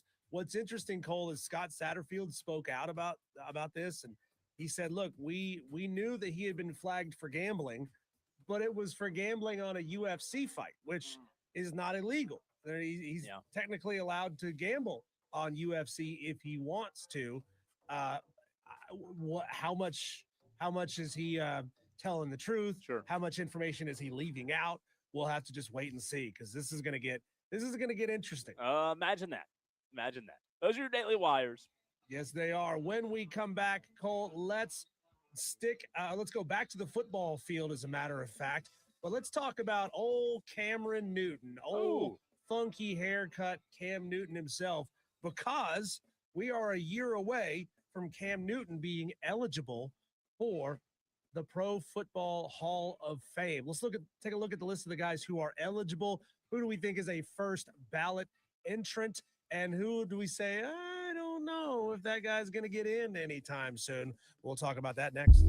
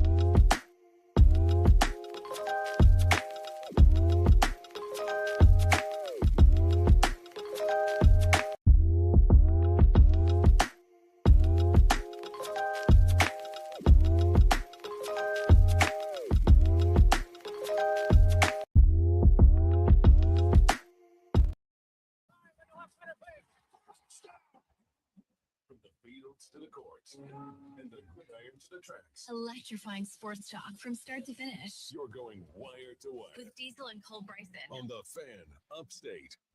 Cole, we are just a month away from Luke Kuechly, Carolina Panther. Luke getting into the Pro Football Hall of Fame. We know how great Luke Kuechly was. 8 seasons in the NFL, retired at the age of 28. He was amazing on defense. 660 solo tackles, 12 and a half sacks, 400 assisted tackles. He was amazing, Cole. But as we look into the future, the crystal ball of players that are going to be eligible to be inducted next year into the NFL, the Pro Football Hall of Fame, I wonder who gets left off of this list. And is it another great Carolina Panther who's going to be waiting a little while to get his name called? Well, let me just start with Luke. There were a few times my Cowboys played the Panthers, Diesel, while Luke Kuechly was in the NFL, and I couldn't stand it.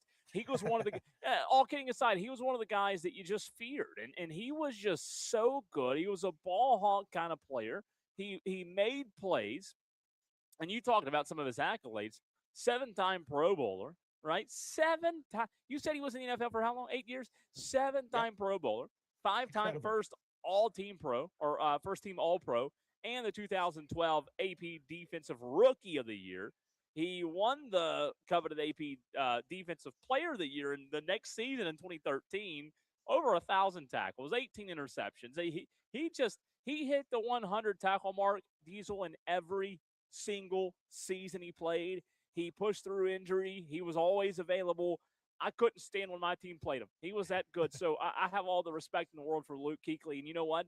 He represented the organization the right way. You just wish that guy could play for, 12, 15 seasons, right? Yeah, this year you'll also see Drew Brees go in, Larry Fitzgerald, Adam Vinatieri, and Roger Craig. Those guys, Roger Craig feels like he should have been in a little while earlier, Cole, but he's getting in now. I wonder, since the class is never huge, right? They don't let everybody into the Pro Football Hall of Fame. And every year, right, there's going to be new guys who are available coming on the list. I'm going to go down the run of guys, Cole, this year who are eligible to get in. And we'll kind of pick these off one by one. Okay. A list of names, guys that you think that's a first ballot Hall of Famer. That's not a first ballot Hall of Famer. Here's who is eligible to go in this year. And Tolos, you can play along as well at 844-FAN-PHONE on the text line, or you can call in.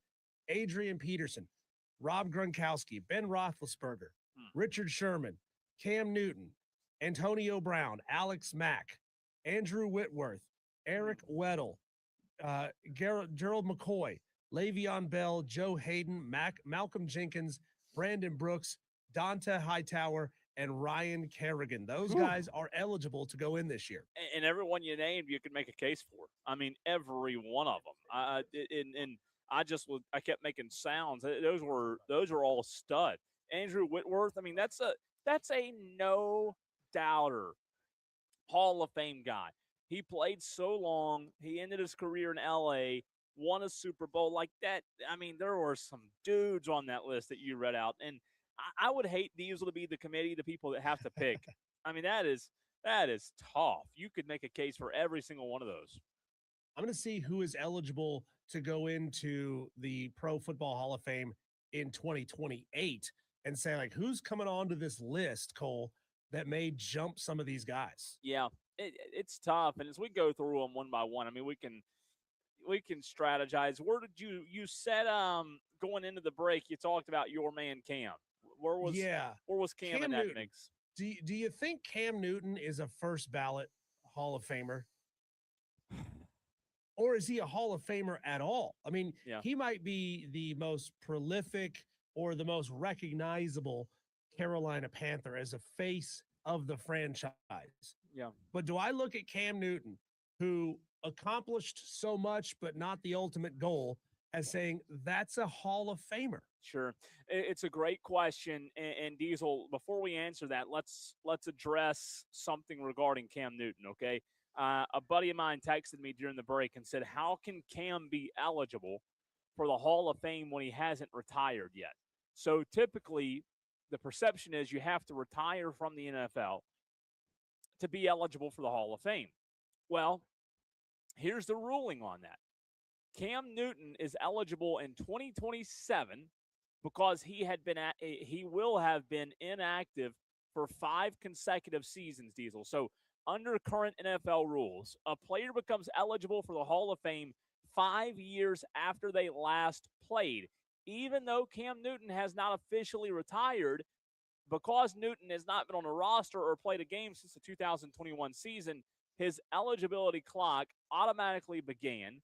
Although players usually file former retirement paperwork, the NFLPA recognizes a player as retired once it has been more than a year since their last contract expired. So Cam's in a little bit of a weird situation there.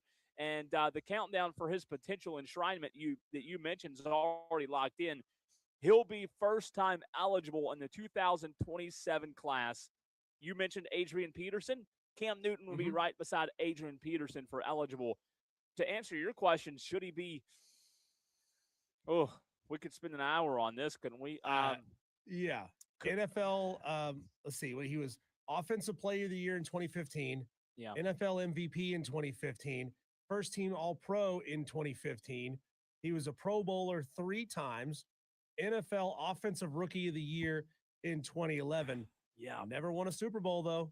So this is a good conversation. And look, there's a case to be made for both sides, right? Diesel, when you talk about Cam Newton, you can't deny that Cam Newton had as much of peak dominance as anybody. Anybody. You name it. 2015, they were 15-1. He was the NFL MVP and Offensive Player of the Year. Diesel also redefined the quarterback position. He holds the all-time NFL record for most rushing touchdowns by a quarterback at 75, right? He has rare accolades as well. He's one of only 9 players to win both Rookie of the Year and an MVP in the same season. So he has the high-level peak dominance, praise, and accolades. But you just said something there. You talked about years and Pro Bowls. You know what he doesn't have? He doesn't have that sustained longevity. And Diesel, I think when you have this conversation, that's where people go with Cam Newton. When it comes to the Hall of Fame, does the sustained longevity hurt his case to get in? I think it does. Or the lack of sustained longevity, sorry? Yeah, I think it does. I mean, he's a guy that peaked at an extremely high level, but it was for a very short period of time. Yeah. And it's not as if, Cole, it's not as if his prime was taken from him, right? We're not talking about Bo Jackson, whose prime was taken from him in an injury. We're talking about a guy who had the ability to play for a long time, just was not able to put it together year after year after year after year after year. And again, to me, Cam Newton's career is clearly enshrinable inside the Carolina Panthers Ring of Honor, whatever they call it. That's fair. At Bank of America Stadium. Put him on the side of the stadium, put him in the rafters. That's great. Yeah. I love that for him. But when you're talking about the history of the league, Ooh. Cam Newton doesn't stack up next to a Gronkowski or a Roethlisberger or some of these players. And I think that's what makes this conversation difficult, right?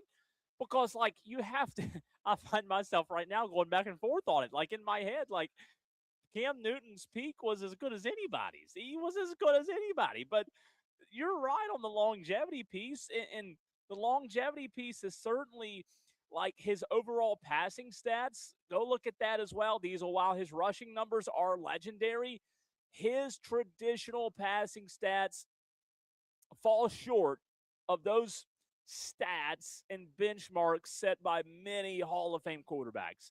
You mentioned the playoff success. His career postseason record, 3-4. 3-4 in the postseason. So there's a case to be made against them as well. Let's go to the phone lines, Diesel, if that's okay. Dewey wants to talk. Speaking of Hall of Famers, Dewey, a Hall of Famer in his own mind, wants to talk Hall of Fame. Dewey, what's up? Yes, I used to be in a Hall of Famer when I was in the high school wrestling league. And I wrestled. As an adult who wrestled high school kids? No, I wrestle my grandson sometimes, but I was in wrestling when I was in the 10th grade back in my day. Back in your day. So what's your take on like Cam in the Hall of Fame? And I mean, what's your take on that? Dude, he doesn't deserve to be in the Hall of Fame. He don't even deserve to be in any fame because he sucks. He had that one good year, and then he fumbled the Super Bowl away, and then he ruined the Carolina Panthers, and now Bryce Young has to pick up the pieces, and Bryce Young sucks too because of Cam Newton, and then Cam Newton came back thinking he was all big and bad and took Sam Darnold's job, and he got kicked off the team anyway. So, no, he sucks. He runs his mouth. He's dumb. He just needs to go away just like LeBron James. Oh. Tell us how you really feel, I guess, right? Oh my God! Thanks, Dewey. Thanks, Dewey. Yeah, thanks. good. Yeah, we'll thanks. just cut him off there. There's no more that's going to get added to this conversation. Thanks is all you can say. Dewey. Whew. Need a breather. Let's go to the phone lines again, and yes, let's bring in someone with some intelligence. Cocky for a reason. Welcome to the show. Is Cam Newton a Hall of Famer at all, let alone a first ballot Hall of Famer? Oh, he's definitely not first ballot. I have mixed feelings on Cam. I love Cam. He was great. He's like I say, he didn't have the longevity. To me, Cam is just the opposite of LeBron. LeBron has got the longevity, and he's greatness, but he's not the GOAT. You know that. Yeah. But Cam was great for like that 5-year period. I mean, he was just on fire. But it's just he doesn't like the longevity, and he lacks the Super Bowls. And one of them wasn't his fault. One of them, the goofy kicker kicked it out of bounds and gave Brady an extra 15 yards, and we might would have won that game if we didn't give him the extra 15 yards. What do you mean? What do you mean one of them? I mean, he has Super Bowls. I mean, he had a chance. He only played in one. He played in one. I'm sorry, that was DeLome on the other one. My bad. Yeah, and he didn't jump on the football, Cocky. Remember that?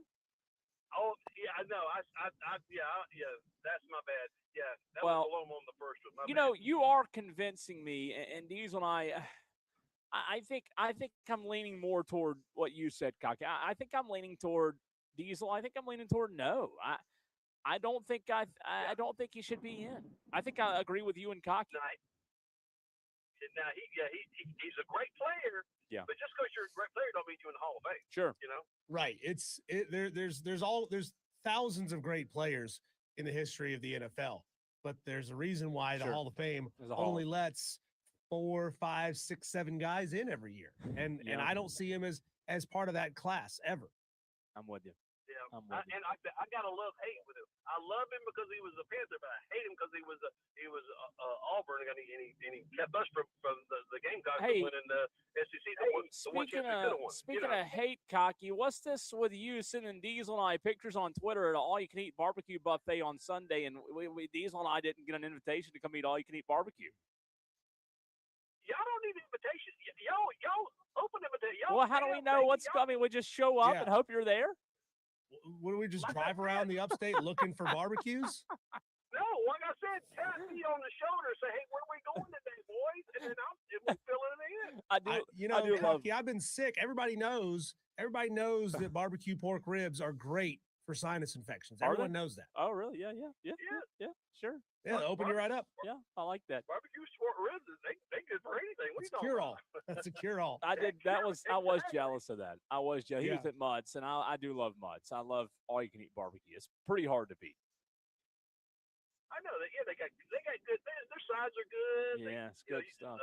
You can get a little bit of chicken. You can get a little bit. You get a couple of ribs. You can get Next time you're in there, Cocky, tell them they should sponsor the Fan Upstate. I mean, they would be a good one on here. I mean, they got good food, couple locations, don't you think?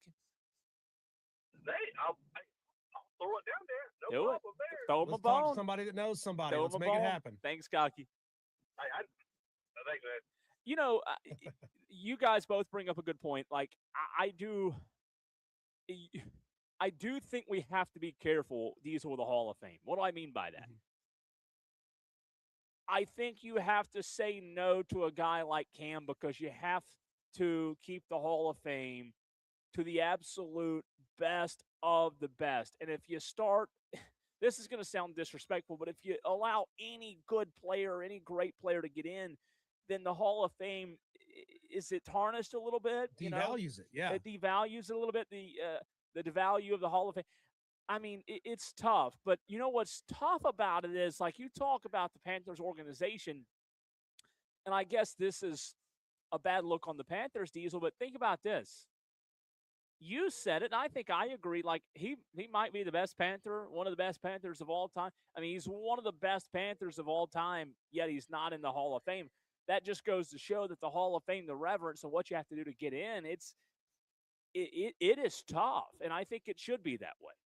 You know, not every Hall of Famer has won a Super Bowl, and I don't think it's. I don't want it to sound like I'm saying it should be a prerequisite. You have to have won a Super Bowl to be in the Hall of Fame, or a Major League Baseball title, or an NBA title, or something like that. I'm not saying that at all, but I do think it can be held against you if you don't win one.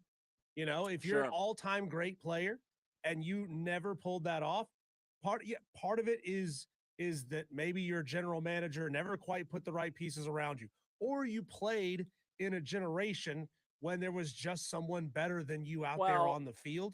But I think if you never won a title, there needs to be just an overwhelming amount of evidence to overcome I'm with that. you on that. Yes. And Cam doesn't have it. He's got some accolades, but not enough. No, I agree with you. You know what's tough, though, Diesel? Like, great players, you just said it, surrounded by great talent. Sometimes organizations fail a player, right? I'll give you an example because it's related to my team. I think the Dallas Cowboys, Diesel, could possibly fail 2 quarterbacks in a row. Tony Romo was a really good quarterback. Did he have fumbles and did he have mistakes? Sure, any quarterback does. I think the Dallas Cowboys failed Tony Romo by not bringing that guy an NFL championship, a Super Bowl championship. You go look at his statistics, he was great, but you know what he wasn't great in? The postseason. And Cam Newton has a 3-4 record in the postseason. Diesel, that's a stain.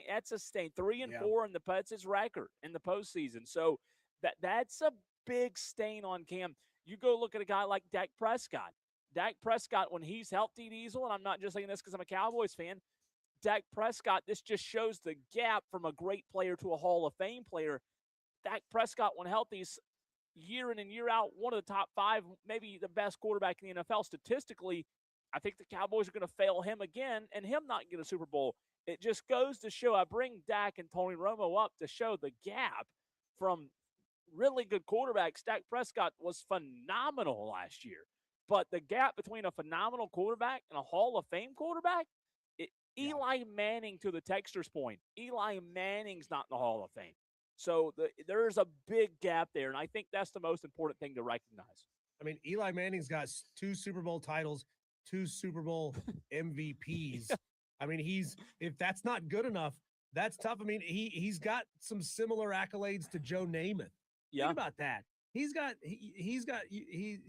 can check off some of the same boxes with Eli Manning that you can with Joe Namath. And Joe Namath is a Hall of Famer. But Eli Manning, for some reason, is just not looked as one because he wasn't a dominant player. Sure. Like Eli was pretty good, right? He was pretty good. And when the moment called for him to step up, he did. But he wasn't like, oh my God, did you see Eli Manning last night? You know, like you can name 5 quarterbacks in the NFL today that are better, light years better than Eli Manning. And I don't mean that disrespectfully. He'll get in one day because of his last name, right? He'll get in just because of Manning. He has to. I think it's in the contract in the NFL that he has to get in because his last name. But I think there are other quarterbacks that are just as good, if not better, that are playing right now. So it does kind of bring you all the way back to that concept, though. Like, there's a million ways to skin a cat, and there's a lot of different ways to win a Super Bowl. No, he never blew you away with completion percentage. He never blew you away with passer rating, but he won football games. He did. Right? He did. And that's the difference for me. And this is tough because when you talk about the Hall of Fame, a guy like Eli Manning is a good example, Diesel. Won 2 Super Bowls. You say, well, how's a guy like that not in the Hall of Fame? You also, Super Bowls matter. Yes, they matter tremendously. They matter! Exclamation point. But I don't think Super Bowls can be the end-all, be-all. While they matter, while we talk about Cam not having one, they shouldn't be the end-all, be-all in terms of if you get in the Hall of Fame or not. We've seen really good players in the NFL and in the NBA and Major League Baseball that are Hall of Fame-worthy guys. Mike Trout, you want to talk about Mike Trout for a second? That is never going to sniff a championship, Diesel, but you're saying just because Mike Trout doesn't have a championship, he shouldn't be in the Hall of Fame? So championships matter, but we have to remember these are team games at the end of the day. So let me put it to you like this. Next year, the next year, 2028, here's a quarterback who will be eligible for the Hall of Fame. Who do you look at as a stronger candidate for a Hall of Famer, Cam Newton or Matt Ryan?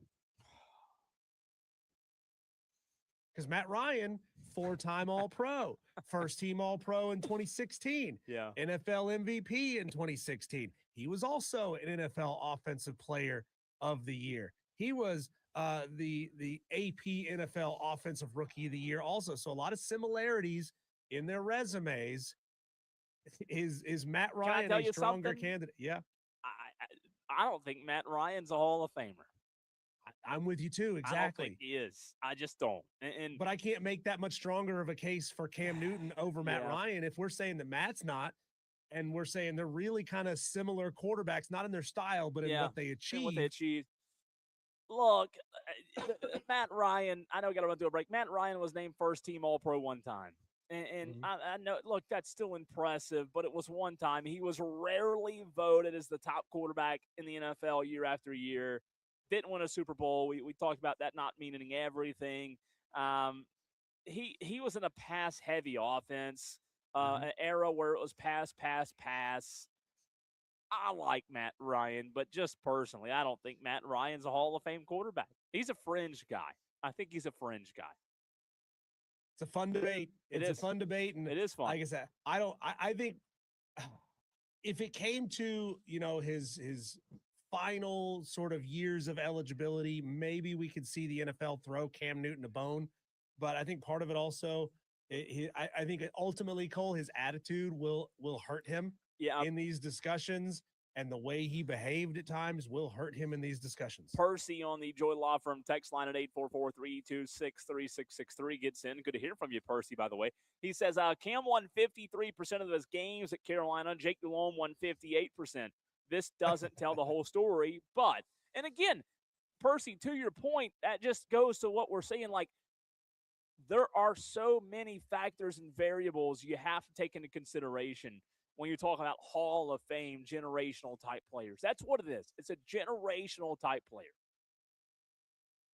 It's very, very true. Cole, here's some interesting numbers here. If you say Matt Ryan's not a Hall of Fame quarterback, Matt Ryan had 63,000. I'm just going to round up a little bit here to make it easy. 63,000 career passing yards. Cam Newton, 32,000 career passing yards. Matt Ryan, 381 touchdowns. Cam Newton, 194. The big difference, and this is what made Cam so exciting to watch as a player. He was a different kind of football player. His running ability was through the roof because he had 75 career touchdowns on the ground, which is a record for a quarterback. But is that individual record enough? Ran like a deer. Yeah. And I said that earlier. Cam's passing stats weren't immaculate. Diesel, we've got to run. In the very next segment, we continue. We've knocked down 1, 2, 3, 4 doors. We're 52 days away from college football. We're knocking down another door, another college football storyline. Next, right here on the Fan Upstate.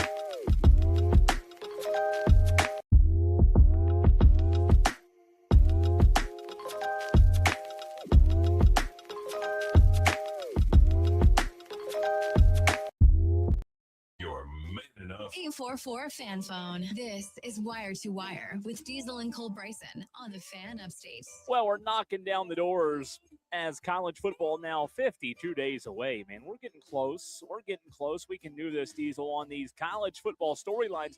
Heading into the season, there are so many storylines. You've got Trinidad Chambliss. We've talked about that. James Franklin, first year at Virginia Tech. We've talked about that. Chapel Bill, we talked about that yesterday.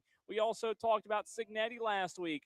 A great season, a great program. What do we expect? And we continue to knock down. We've got 1, 2, 3, 4, 5, 6 more to go. Diesel, are you ready? You ready for another storyline to knock down today? I love stories. You know, I tune in every day and I watch my telenovelas. Yes. I watch my Mexican soap operas. I don't understand what they're saying, but it's compelling stuff, man. That's what we talk about. It's the storylines until there's football, right? We talk about the storylines. Today, let's talk about Penn State.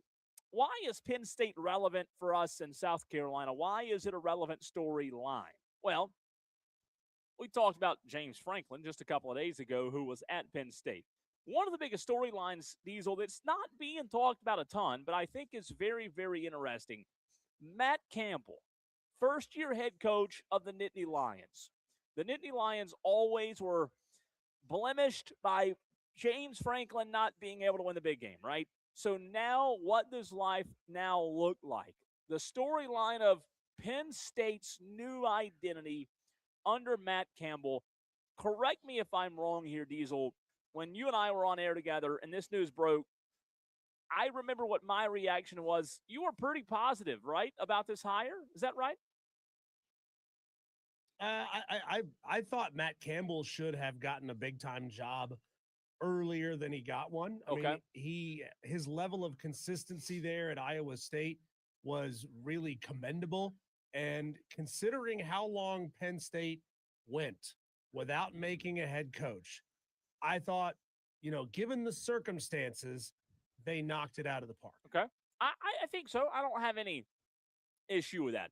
Tolos, 844-326-3663 to get in on the conversation. What are your expectations now with Penn State and Matt Campbell?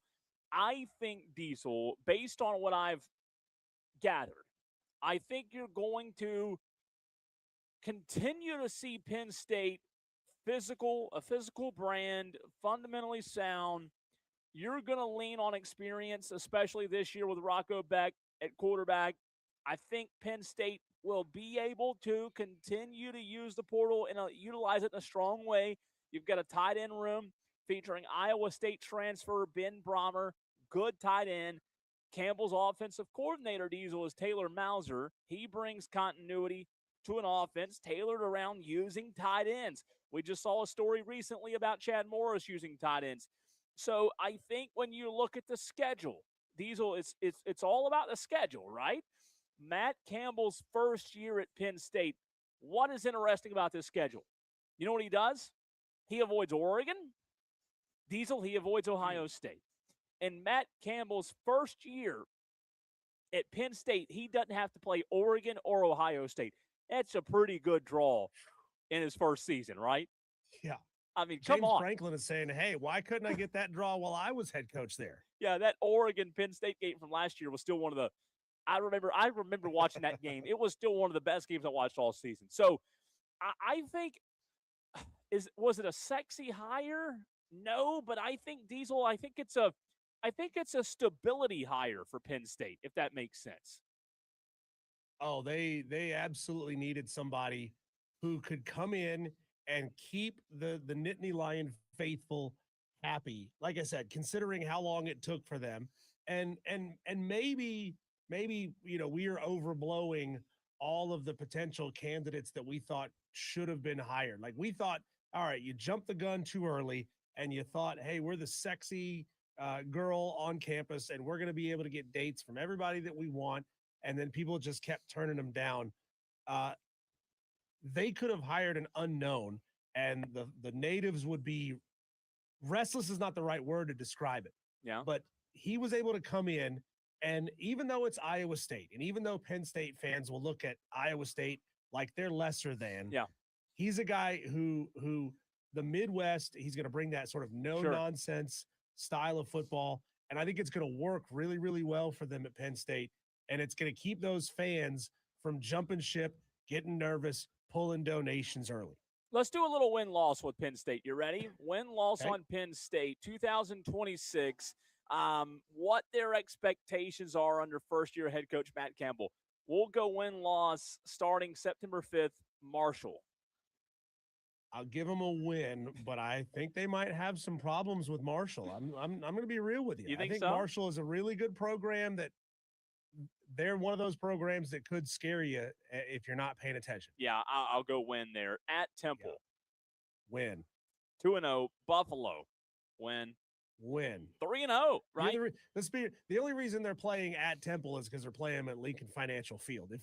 If Temple had an on-campus stadium of 35,000, there ain't no way that Penn State would be playing there. 3-0 to start Matt Campbell's career. That's awesome. That's awesome. Okay, here's where it gets interesting. Saturday, September 26th, they host Wisconsin. See, I think they win that game. I'm going to say I think they're going to be feeling themselves by then and be 4-0. So? Me too. So they're 4-0 under Matt Campbell, off to a great start, right? That's what I'm saying. This schedule's favorable for Matt Campbell. Okay, the next week they go to Northwestern. I'm going to go 5-0. I think Penn State starts 5-0 this season. Is this the year, or did they do it last year? Did they unveil the brand new stadium at Northwestern? I remember seeing renderings of it. It was like palace of a stadium at Northwestern. Well, they better have a palace of a team too, right?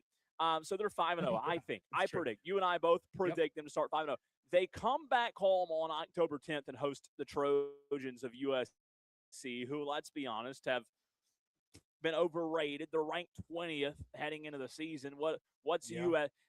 Have they had good players? Yeah, they had that one quarterback who was good a couple of years ago. Is this like, here's what I'm getting at, Diesel. If you're Penn State and you're 5-0, are you really intimidated by USC coming in on a Saturday night? I just don't know that. In that, they just have disappointed me over the past few years under Riley. Yeah, I'm with you. It feels though like this is one of those, you're coming in 5-0. It's trap game, potentially a trap game. Yeah, it's like a college game day kind of situation where game day would say, hey, 5-0 under a brand new head coach. Yeah. We got to go experience this. And then it's a letdown opportunity. I mean, I'm not saying that USC is going to be better than them, but it could be one of those, those all of the little blemishes that are hidden by the fact that you're playing Marshall, Temple, Buffalo, get exposed by USC and they beat you at home. I totally am with you on that. I could see that. Here's the only thing, Diesel. Here's the only thing with that. The Trojans have Oregon and Washington back-to-back, two ranked teams before they play Penn State. So they're going to get Oregon. They're going to get Washington. They could go 0-2 in that stretch right there. They could go 0-2, and then they could be going into Penn State losing the last two games in a row.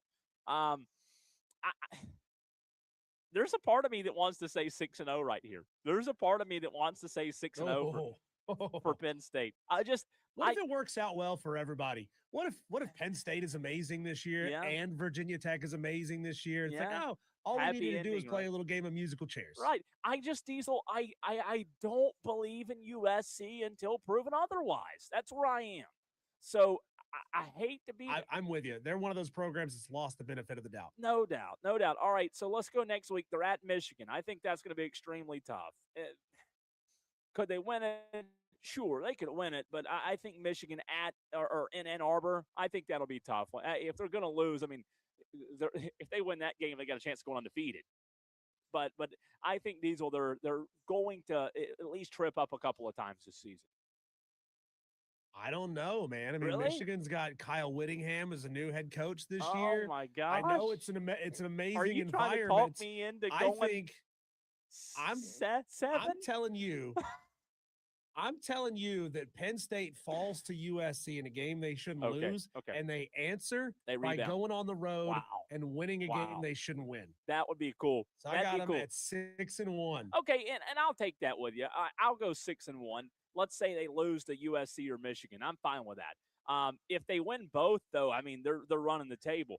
They're off the next week. Yeah. I mean, they are. They're off. Again, they avoid Oregon and Ohio State in Matt Campbell's first season. They're off.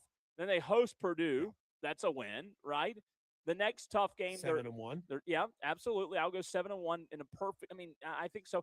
At Washington the next week, that in Seattle, that's tough. I don't know a ton about Washington yet. I think they could trip up there, depending on how Washington is. I think they could also win it, though. I think that might be closer to a coin flip. What is Washington by November 7th? You know, who would you have? Yeah, remember this is Jed Fish. Yeah, with Demond Williams coming back. Remember that? Yeah. All that controversy. We've been through enough controversies since that situation. You almost forget about that situation. He's a highly touted guy. He's in the system again for a second year. I got them being pretty good this year. Washington. I'm going to say they lose that game. Yeah, I could see them losing that one too. I could. Then Minnesota's horrible. They'll beat Minnesota, right? You going with me on that? Rutgers, I think they'll win that game, and they're at Maryland. I mean, so is their ceiling undefeated or one loss in their floor, 2, maybe 3 losses in Matt Campbell's first season? Yeah, at Penn State. I could see 9-3, or between 9-3 and 11-1 in his first season, and Nittany Lions fans would be ecstatic for that. I mean, 10-2 seems reasonable. 10-2. I mean, you're right. They would be ecstatic. And hey, in the Big Ten, if you're 10-2 next year for sure, whenever the playoff expands, but 10-2, you're knocking on the door of the playoff in Matt Campbell's first season, right? And very true. And you're not having to play Oregon and Ohio State, so. Not only do you not have the chance to prove it against top competition, you don't have the chance to have those blemishes on your roster either. So I think this could be a really fascinating, fun year for Penn State. I really do.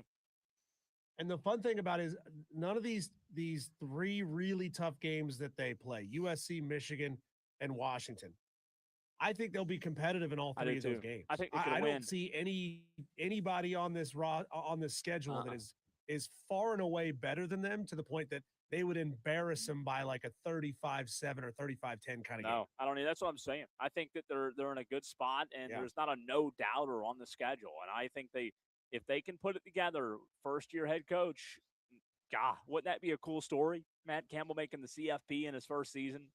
Could happen. That would. It would be a lot of fun. Let's see. Who is this on the text line? Kevin from Greer says, I hope Penn State loses every year under Matt Campbell for the AD firing Franklin. So you're wishing bad on the program because you're mad at the AD for firing the old guy. Oh, yeah. What do you got against Matt Campbell? Yeah, pretty much. Kevin. You got to love it. We'll see. It's going to be fun. I can't wait. 52 days away. I think he'll be successful. Will he be any more successful than James Franklin was at Penn State? Let's project 5 years into the future, 10 years into the future. If he lasts that long, will he be more successful than James Franklin at Penn State? I'm going to say no, but that's because the James Franklin bar was pretty high, even though it was the highest profile games that, they'll hang around his neck. I don't think that there'll be a semifinal or a national championship game participant under Matt Campbell. But they're in the Big Ten. The Big Ten's just rotating teams right now. It's like a Big Ten will get you in. It's like an old revolver, right? You just keep pulling the trigger and you're rotating it. You might be next stop if you're Penn. Why can't they do it this year in their first season? I mean, why not here? Why not us? Talk about James Franklin slander. Let Matt Campbell go to the CFB in year 1. Yeah, that is very true. Cole, let's go from the Big Ten to the Big 12. We mentioned this earlier in our Daily Wires. Let's take a couple of minutes on this, not too much time. But what should happen to Cincinnati if the newly launched NCAA investigation finds that they knew everything about Sorsby and his gambling? We'll talk about that next.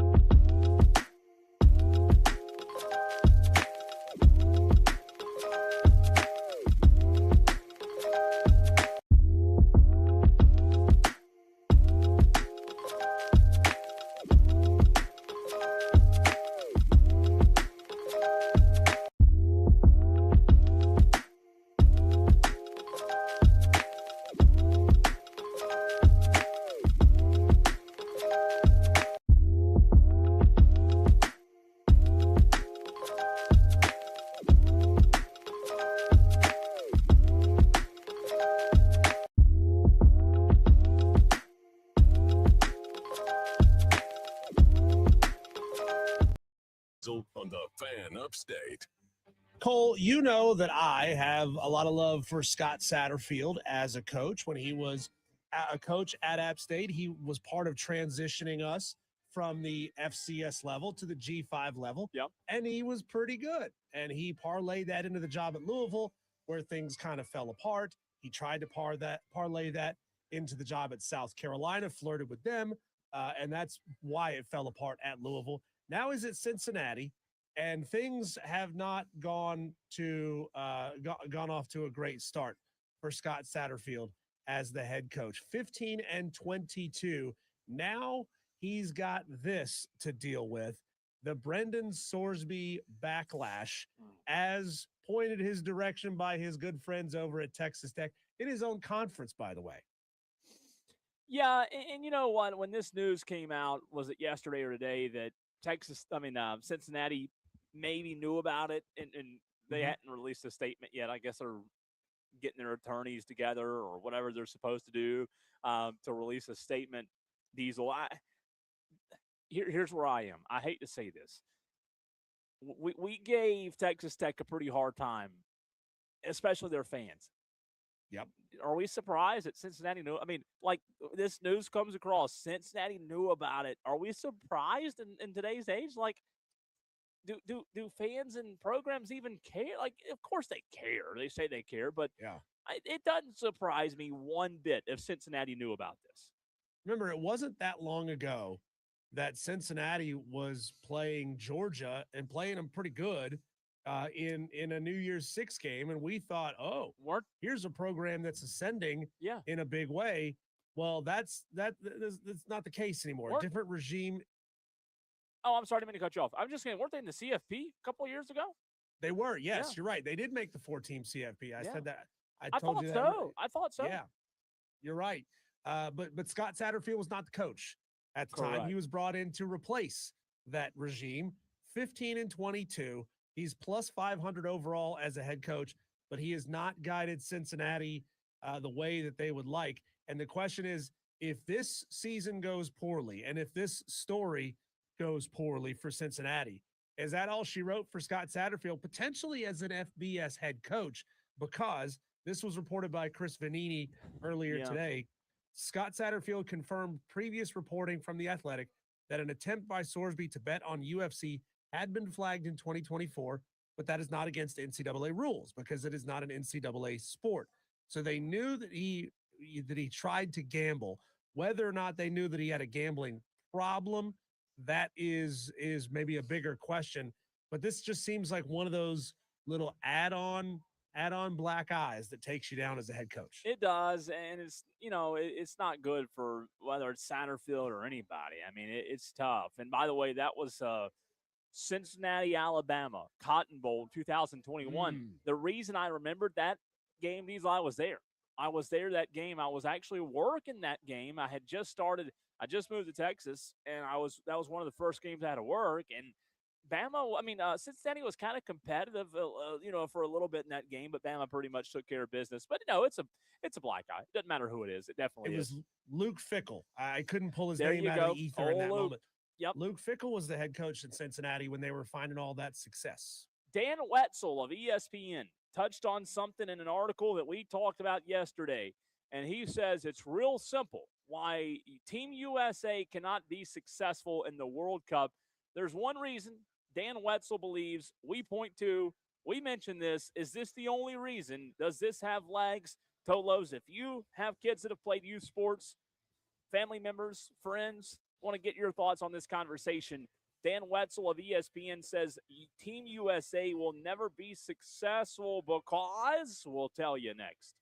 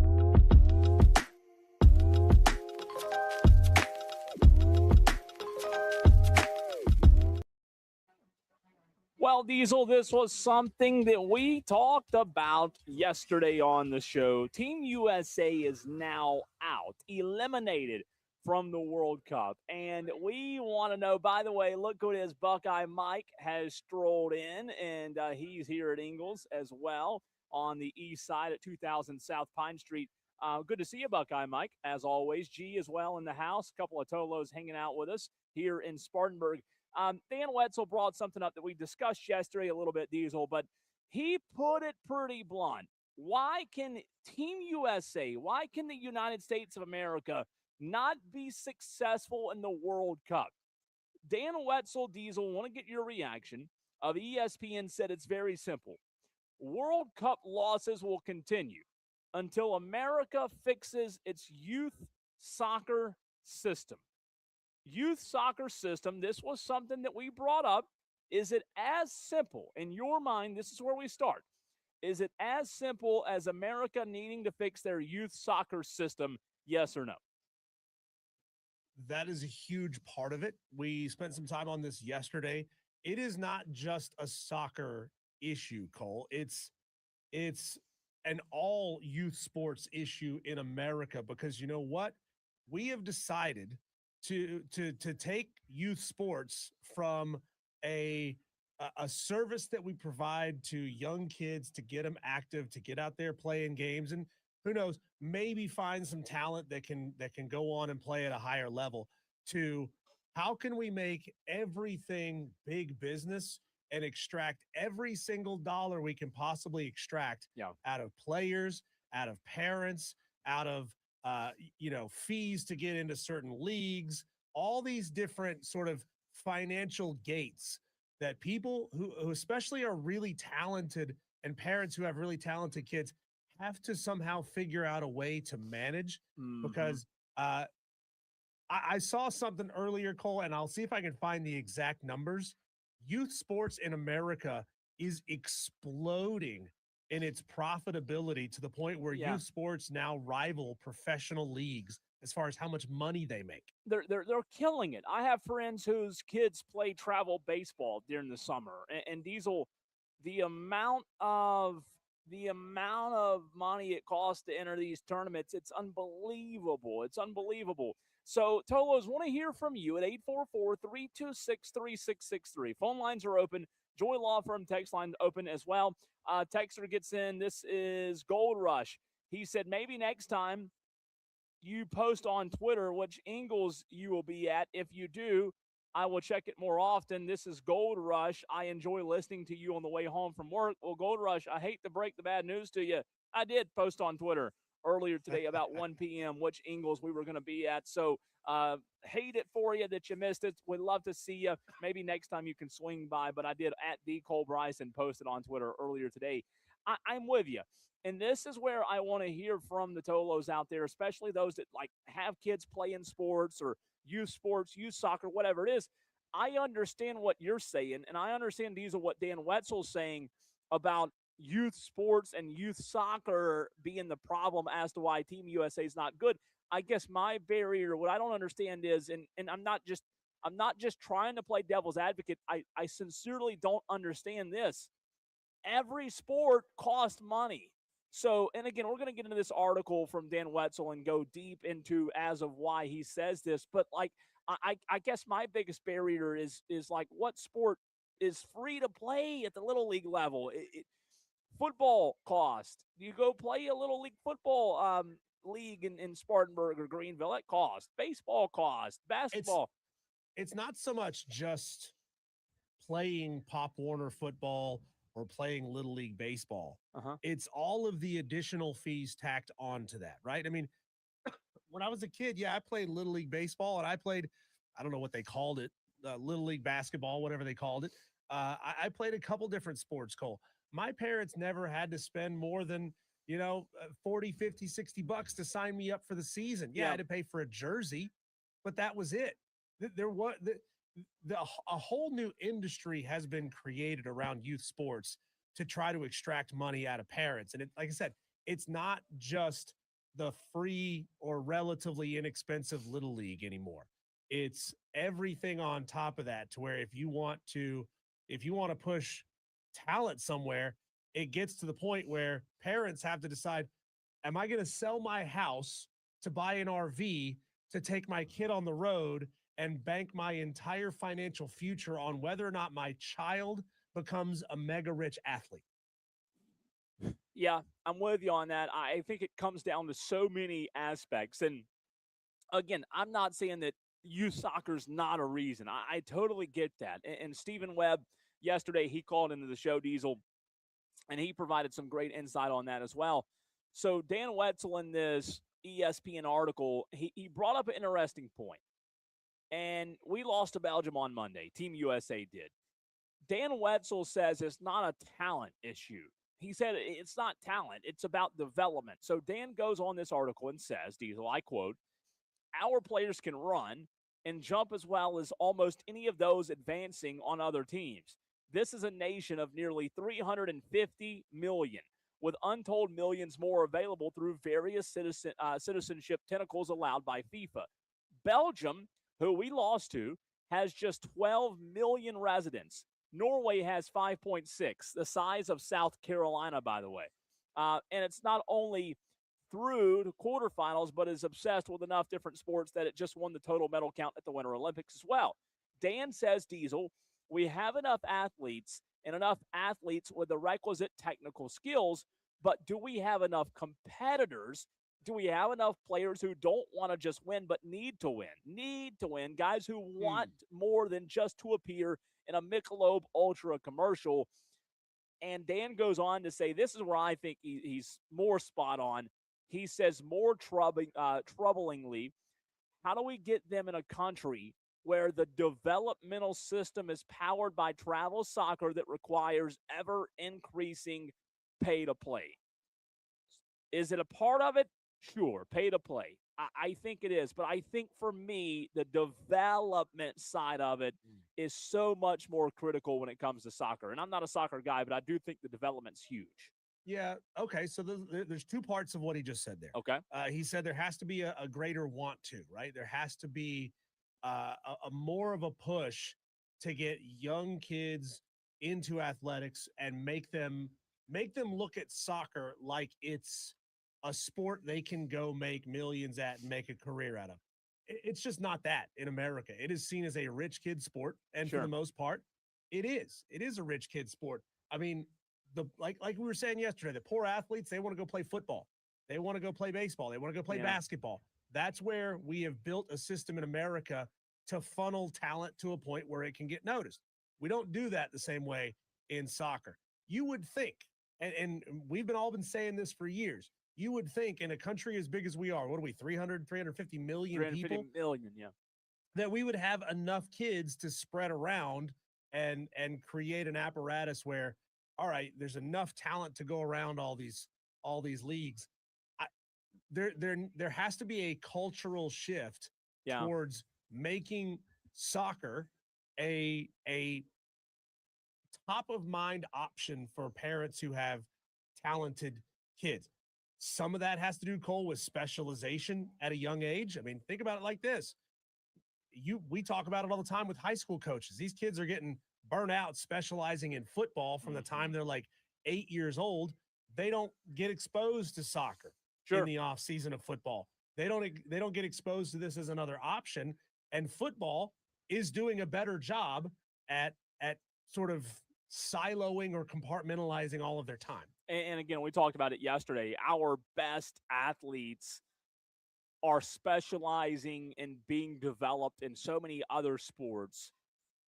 It doesn't benefit soccer the way it needs to, right?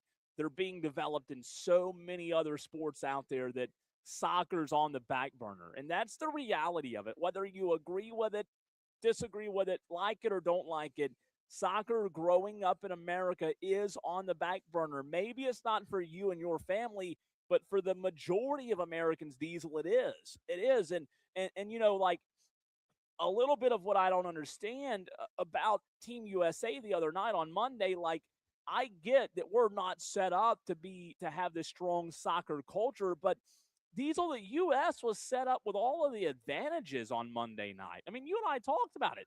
They had all the advantages going in. They had a raucous home crowd in Seattle, right?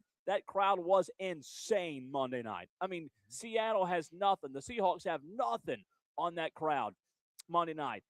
They had that advantage. They had an entire nation. They were playing in their home field behind them. They had the White House trying to tip the scales, right, to allow certain players to be eligible. It just felt like they had everything going in their way when they get one of their better players back in Belgium, and they still go out there and look just outclassed in every way possible. That's what I think points to the deeper issue, and I hate to say it. Maybe you Tolos out there agree or disagree. You talk about a culture shift, Diesel, I don't think we'll ever be there. I just don't as a nation. I don't think we'll ever be there to where our culture, you know how long it's going to take for our culture to shift away? I mean, you tell me, how are we going to shift away from American football and baseball? And I would like for us to, but I don't see it happening. Well, it is a fun thought experiment, Cole, to think, what would it be like if the rest of the world suddenly had to play catch up and play American football on a global scale? Like, think about that for a minute. And that's kind of what we're having to do here, right? Sure. Imagine an NFL all-star team that isn't just like they didn't just come together for a Pro Bowl, but you could probably take a Pro Bowl team, for crying out loud. Sure. And have us play in an international tournament against other nations that are trying to come up in the world of American football. We would obliterate them for the next 50 years. We would kill them. Every single year. Imagine the best of the best players in the NFL playing against some guy from Australia that just started picking up, football, and they're all trying to learn the rules as we're out there beating them by 7 touchdowns. I agree. Very good. That is true. Very good illustration. I think it'd be tough. Where do you think we are in the 5 stages of grief as Americans trying to come to grips with what we just witnessed? And caller, hang on just a second. We'll get you on the phone here in just a moment. We'll grab you, put you on hold, come to you in just a second. The 5 stages of grief, caller: denial, anger, bargaining, depression, and acceptance. I think we've already passed the denial phase. We're not in denial of where we are. Yeah. I think we're in acceptance. No, we're not in acceptance. We know it's not going to get any better. I mean, there are things that the United States has done to improve, soccer. And you talk about how they've changed the developmental pipeline. MLS academies are now operating more like European clubs, free training for the top players. MLS Next doesn't start until the teen years, meaning the predominant way kids get started is through the travel soccer system. It's a business. We all know that, and one that caters to kids in suburbs.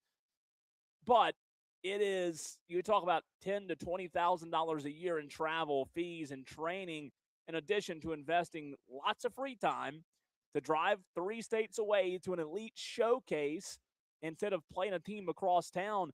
I just, maybe we're not all the way there, but it feels like it sometimes. And, I've seen some people point towards the college soccer system where we're sending kids to go play college soccer, the best of the best, instead of funneling them all into a national system.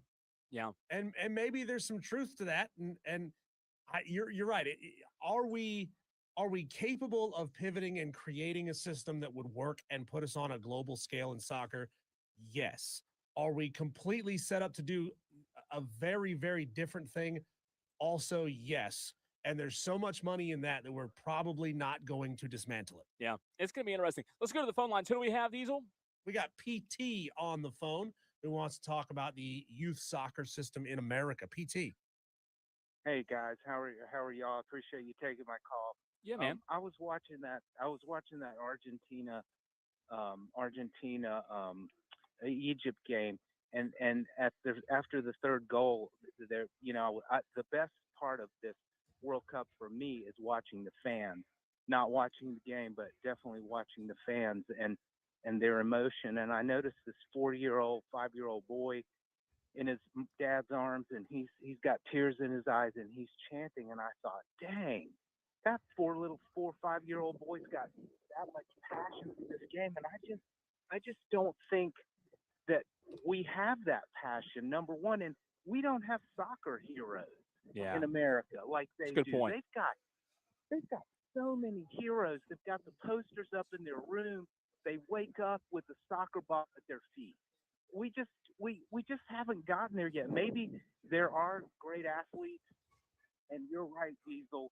They need to funnel those kids because I'm thinking, a lot of these kids play in college. They're great, but it just doesn't happen. And I just wanted to, bring that to light about the passion. I just don't think we have it yet. So no, you're dead on in my opinion, PT. I think you are. PT, I asked the question yesterday of if America had won the last game and had made it to the round of 8, or if they won another game and made it to the round of 4, what do you think the effect would be? And the question really is, do we think that a World Cup title would change any of this? Or would we look at it as like one great team somehow came together, found something special and did it? I think that's exactly what would have happened, because I didn't feel badly when they lost. I could have, it didn't bother me. I was thinking about Tom saying he would take a win over Alabama, anything. And I agree with him. And I was thinking the same thing. I was thinking, would I really want them to win, or would I rather see Carolina? When I was 10 years old, the Cowboys lost to the Vikings in the playoffs. And I remember crying about that game. I was a huge Cowboys fan as a kid growing up here in South Carolina. I remember clutching my football. I was in my bed. I was crying. My dad came in the room. He goes, "What's wrong?" And I said, "Nothing." I didn't want to tell him. I finally said, the Cowboys lost the Vikings, and my dad was in shock. But, we have passion for football and baseball. And so that's America, and I love it. It's funny, Cole still clutches a football and cries over that same game. Every week. I knew you were going to say that. He's always got to take a shot. I mean, every week. Hey, Diesel. Yeah. It's a Nerf football because he's wiping his tears with it. Football has grown in weight 3 times from all the tears that have soaked in. No doubt. Thanks for the call, PT. Good to hear from you, man. Thanks, Call buddy. anytime. 844 fan phone. It is. I think the people, Diesel, who have the biggest, you talked about the stages of grief. I think the people who have the biggest problem are those who are soccer just diehards, who love the game of soccer, who talk about soccer, their kids play, they watch, they have a love for it. And again, nothing wrong with that. But I think those are the ones that want it more than anybody when it comes to this country having what it takes to one day be that. I just don't. Could I be wrong? I hope so. I just don't know that we'll see that. So here's something I would love to know, and maybe we won't get an answer on this, but would love to keep asking it, especially of our Tolos who have young kids who are getting into sports. I'm talking kids that are somewhere between like 5 and 10 or 11. Would you say, I know I'm asking about a needle in a haystack here. Would you say that the World Cup has ignited a passion for soccer in your kids that they didn't already have?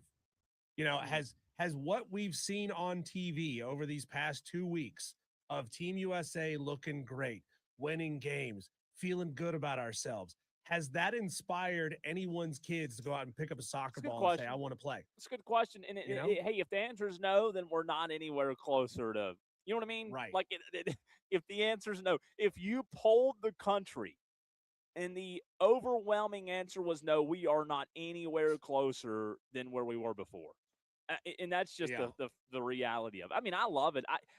I love the fact that we're having the conversation. I think you have to have the conversation just you know what I mean? Yeah, we need to invert our system.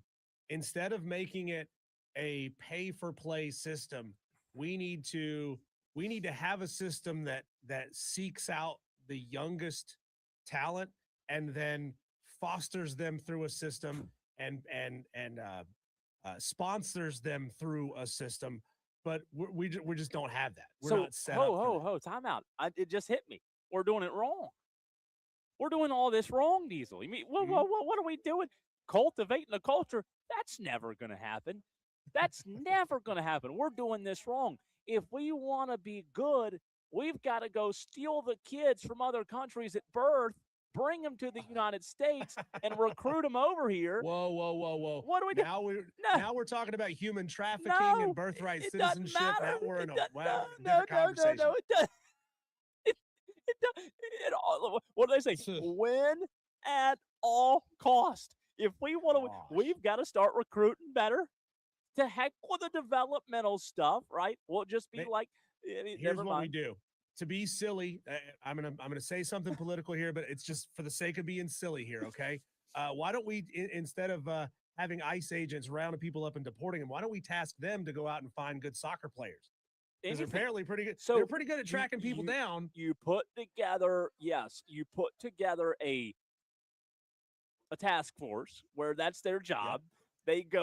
They go find soccer talent. They go find soccer talent, and they steal them away, and they bring them to the United States of America, because if we can't, if we can't beat them, we're just going to cheat. And if you're not cheating, you're not trying hard enough, right? We go find elite level retired soccer players. Yeah. And we pay them to become U.S. citizens and have kids over here. Yep. That's what we do. There you go. You know, and hey, if you don't, we'll steal your kids and your nephews. We'll steal them. Good Lord. I know we're going off the rail, but do we want to win or do we want to win? Let's go find out what Charlie James from WRD feels about this. Right, let's do the heck with it. We want to win, baby. Well, Al Davis said, win, just win. All right, Diesel, let's stop this. We had enough of that get off the rails, but it was silliness. Fun, right? It was silliness. That's it right. was all facetious conversation. We would never actually do any of these things. When we come back, let's jump back into our conversation about the Atlanta Braves and the struggles that they've had. Even though they scored a bunch of runs against the Mets, they gave up a bunch of runs against the Pirates. So it's all kind of come out neutral in the wash. We talked earlier with Sean Coleman of Battery Powered. He covers the Atlanta Braves for a living. We'll jump back into that conversation with him next on the right here.